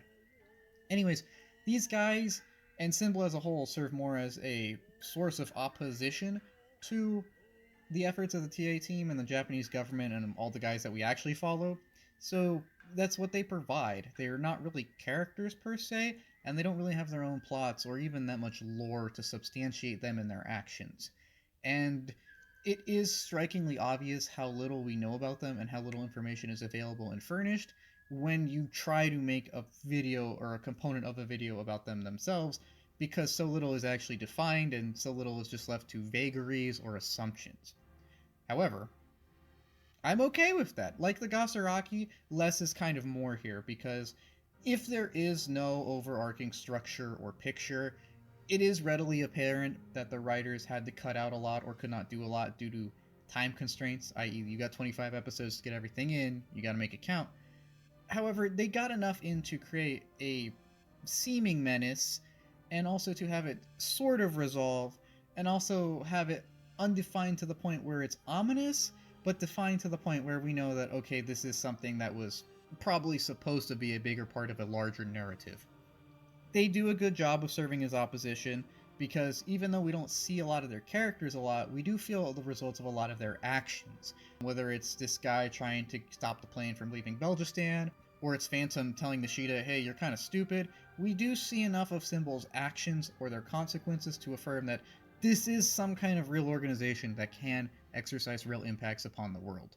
And I appreciate that because the characters themselves are actually very undefined. Because as noted before, I'm only able to name 3 guys, one of which I only know because of his turtleneck and weird haircut, one of which I know because his name is Meth, and the other one I know is Phantom because he seems like he's supposed to be super important, and he gives a lot of, I want to say, reflections throughout the series, although he doesn't do anything other than maybe join up with the Gasaraki in the final episode because he's realized he's made a lot of blunders in life, which we'll get to. But as a narrative force, Symbol is fine. They're supposed to be a source of conflict and opposition, and they provide that, even if there is no real substance to a lot of their missions, ideas, goals, characters, etc., etc. They get the job done, and if we view them more as a force than as a group of people, then it works fine. Think about how you would consider an antagonist of a disaster movie, the Hurricane or something. If you look at it that way, then Symbol's role in the narrative functions fine, even if they are not actual characters that are very developed. As for their goal, I do want to touch on that real quickly as well, because from what I can tell, the goal of Symbol is to get Phantom back onto the other side with the Gasaraki in some kind of odd atonement, which I kind of liked because it is really funny if we build up the Symbol guys as bad the entirety of the series when their only motivation is possibly to atone. I think it is kind of ironic if Symbol's actions were all aimed at a arguably noble goal. And I do think that it's in line with this that Phantom just takes the L at the end of the series. He just says, well, time to accept the consequences of my actions and put an end to this. And even though he doesn't really do anything in the Gasaraki final episode dialogue thing, he does do a few reflections and accepts his fate, which I guess is cool, even if again he doesn't really do anything, which is ironic because the group does do a lot, their characters don't though. I guess Meth also lets Miharu go scot-free because he's grown attached to her in some weird way over the years of horrible and cruel experimentation. But other than that, these guys don't really have arcs, but they don't really have that much screen time either. So few resources and screen time go into them that it doesn't detract from anything else on screen. You could argue that the vagueness even feeds into the ominous era around them, although I will argue that even if that does work, this is more a result of lacking execution and screen time resources, as opposed to some kind of honest attempt to create a mystery here. I think a lot of Symbol is undefined because there simply wasn't screen time and episodes to go around to define them, but in this case it works out for the series, especially because the series knows not to put too many resources into something that would require more than are available regardless. So for that reason, I think Symbol is actually surprisingly okay in a series with a lot of questionable decisions. I think the handling of Symbol oddly wasn't one of them. And that gets us to the conclusion of this Gasaraki retrospective.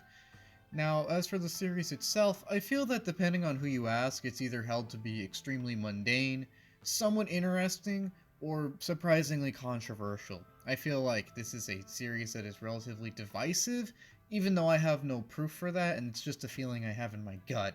I have seen a lot of positive reviews of it, and I've seen a lot of people call it super boring, and I understand how there's grounds for audiences to even be offended by some of the things it seems to say or touch on.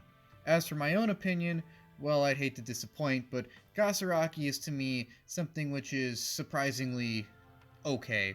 It is pretty amazing to me that it does pull off having arguably 2 plots and not really a main character, and it still manages to touch on many important and prominent themes successfully, even if it does bungle a few quite openly and quite apparently.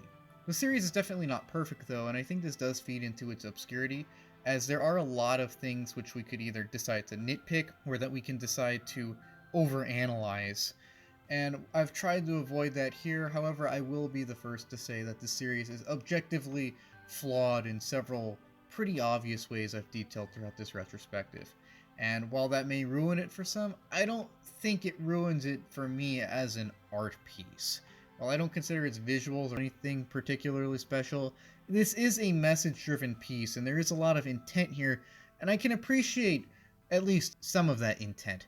While I don't agree with some of the nationalist leanings the series seems to take, I do agree with its take on some issues pertaining to family, and I do think that it is important that if something wants to assess the scope of a population's soul, that it tries to tackle that from every angle possible. And while Gasaraki does seem to shy away from every angle at times due to possible biases in the production room, it does a lot of the time seem to make some kind of attempt at tackling many issues, even if not entirely successful with all of them.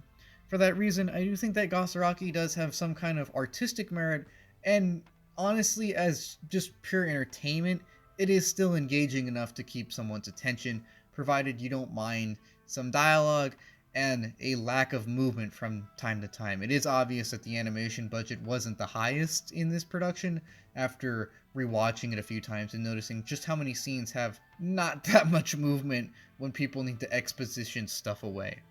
I don't think Gasaraki is the best obscure anime memory we've watched on this channel, and I think there's definitely grounds for some people calling it the most controversial. There are things that I personally don't agree with or don't think really need to be in this series. However, it is still an obscure anime memory that I think is worth watching, simply because of what it tries to do, and the fact that it does actually garner an answer to the original question posed by the series, and that is, what is the soul of Japan? Now, Gasaraki does highlight some of the issues that the Japanese soul might encounter. For example, nationalist revanchists, or a post-war world dominated by, say, really big businesses. However, it does say that these are things that are not necessarily good, mostly, and it also does seem to say that the answer to its original question lies more in the soul of its people's interactions, and basic family and friendly connections between people building each other up. And if that is the core message of the series, that the soul of Japan lies in its people bettering each other through wholesome interactions, I think that that's a fine answer. I just think that some of the topics it explores are not explored in a fine way. And I don't want this to get political or anything, but I do think it's okay to say that, hey, Japan committing war crimes is not something that we should necessarily defend, and I don't think anyone should try to defend that. I don't think that's a controversial opinion. But as for my opinion on Gasaraki itself, I would say that it is in some ways very solid and in some ways very flawed. Depending on your own opinions, I feel like what you take away from the series will differ from person to person, which is why I feel like my opinions on the series might be a little out there, but why I still think that they are at least to some extent valid, as the series does seem to want to talk about a lot of things, and therefore might raise a lot of different emotions or opinions within different members of its audience. It is a very interesting piece for that reason, though, so even if it's not the best obscure anime memory, it is still a noteworthy obscure anime memory. Hey everyone, and thanks for sticking to the end of this retrospective. Now, I originally wanted this out sometime near the end of November. However, there was some medical scares, everyone's okay, don't worry, and there was some other things going on, a lot of overtime, and of course the holidays came around, hence production was pushed back quite a bit. None of this was helped by the video editor crashing several times. Many times.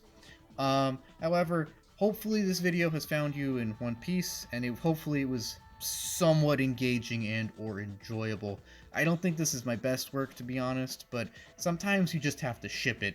And, you know, Gasaraki was something which I didn't really expect to do a full retrospective on. Again, sorry for not leaving this to a poll, but the next retrospective will be left to a poll, and I hope to see you soon. Until then, just, you know, live a good life, and be safe. Thanks for watching.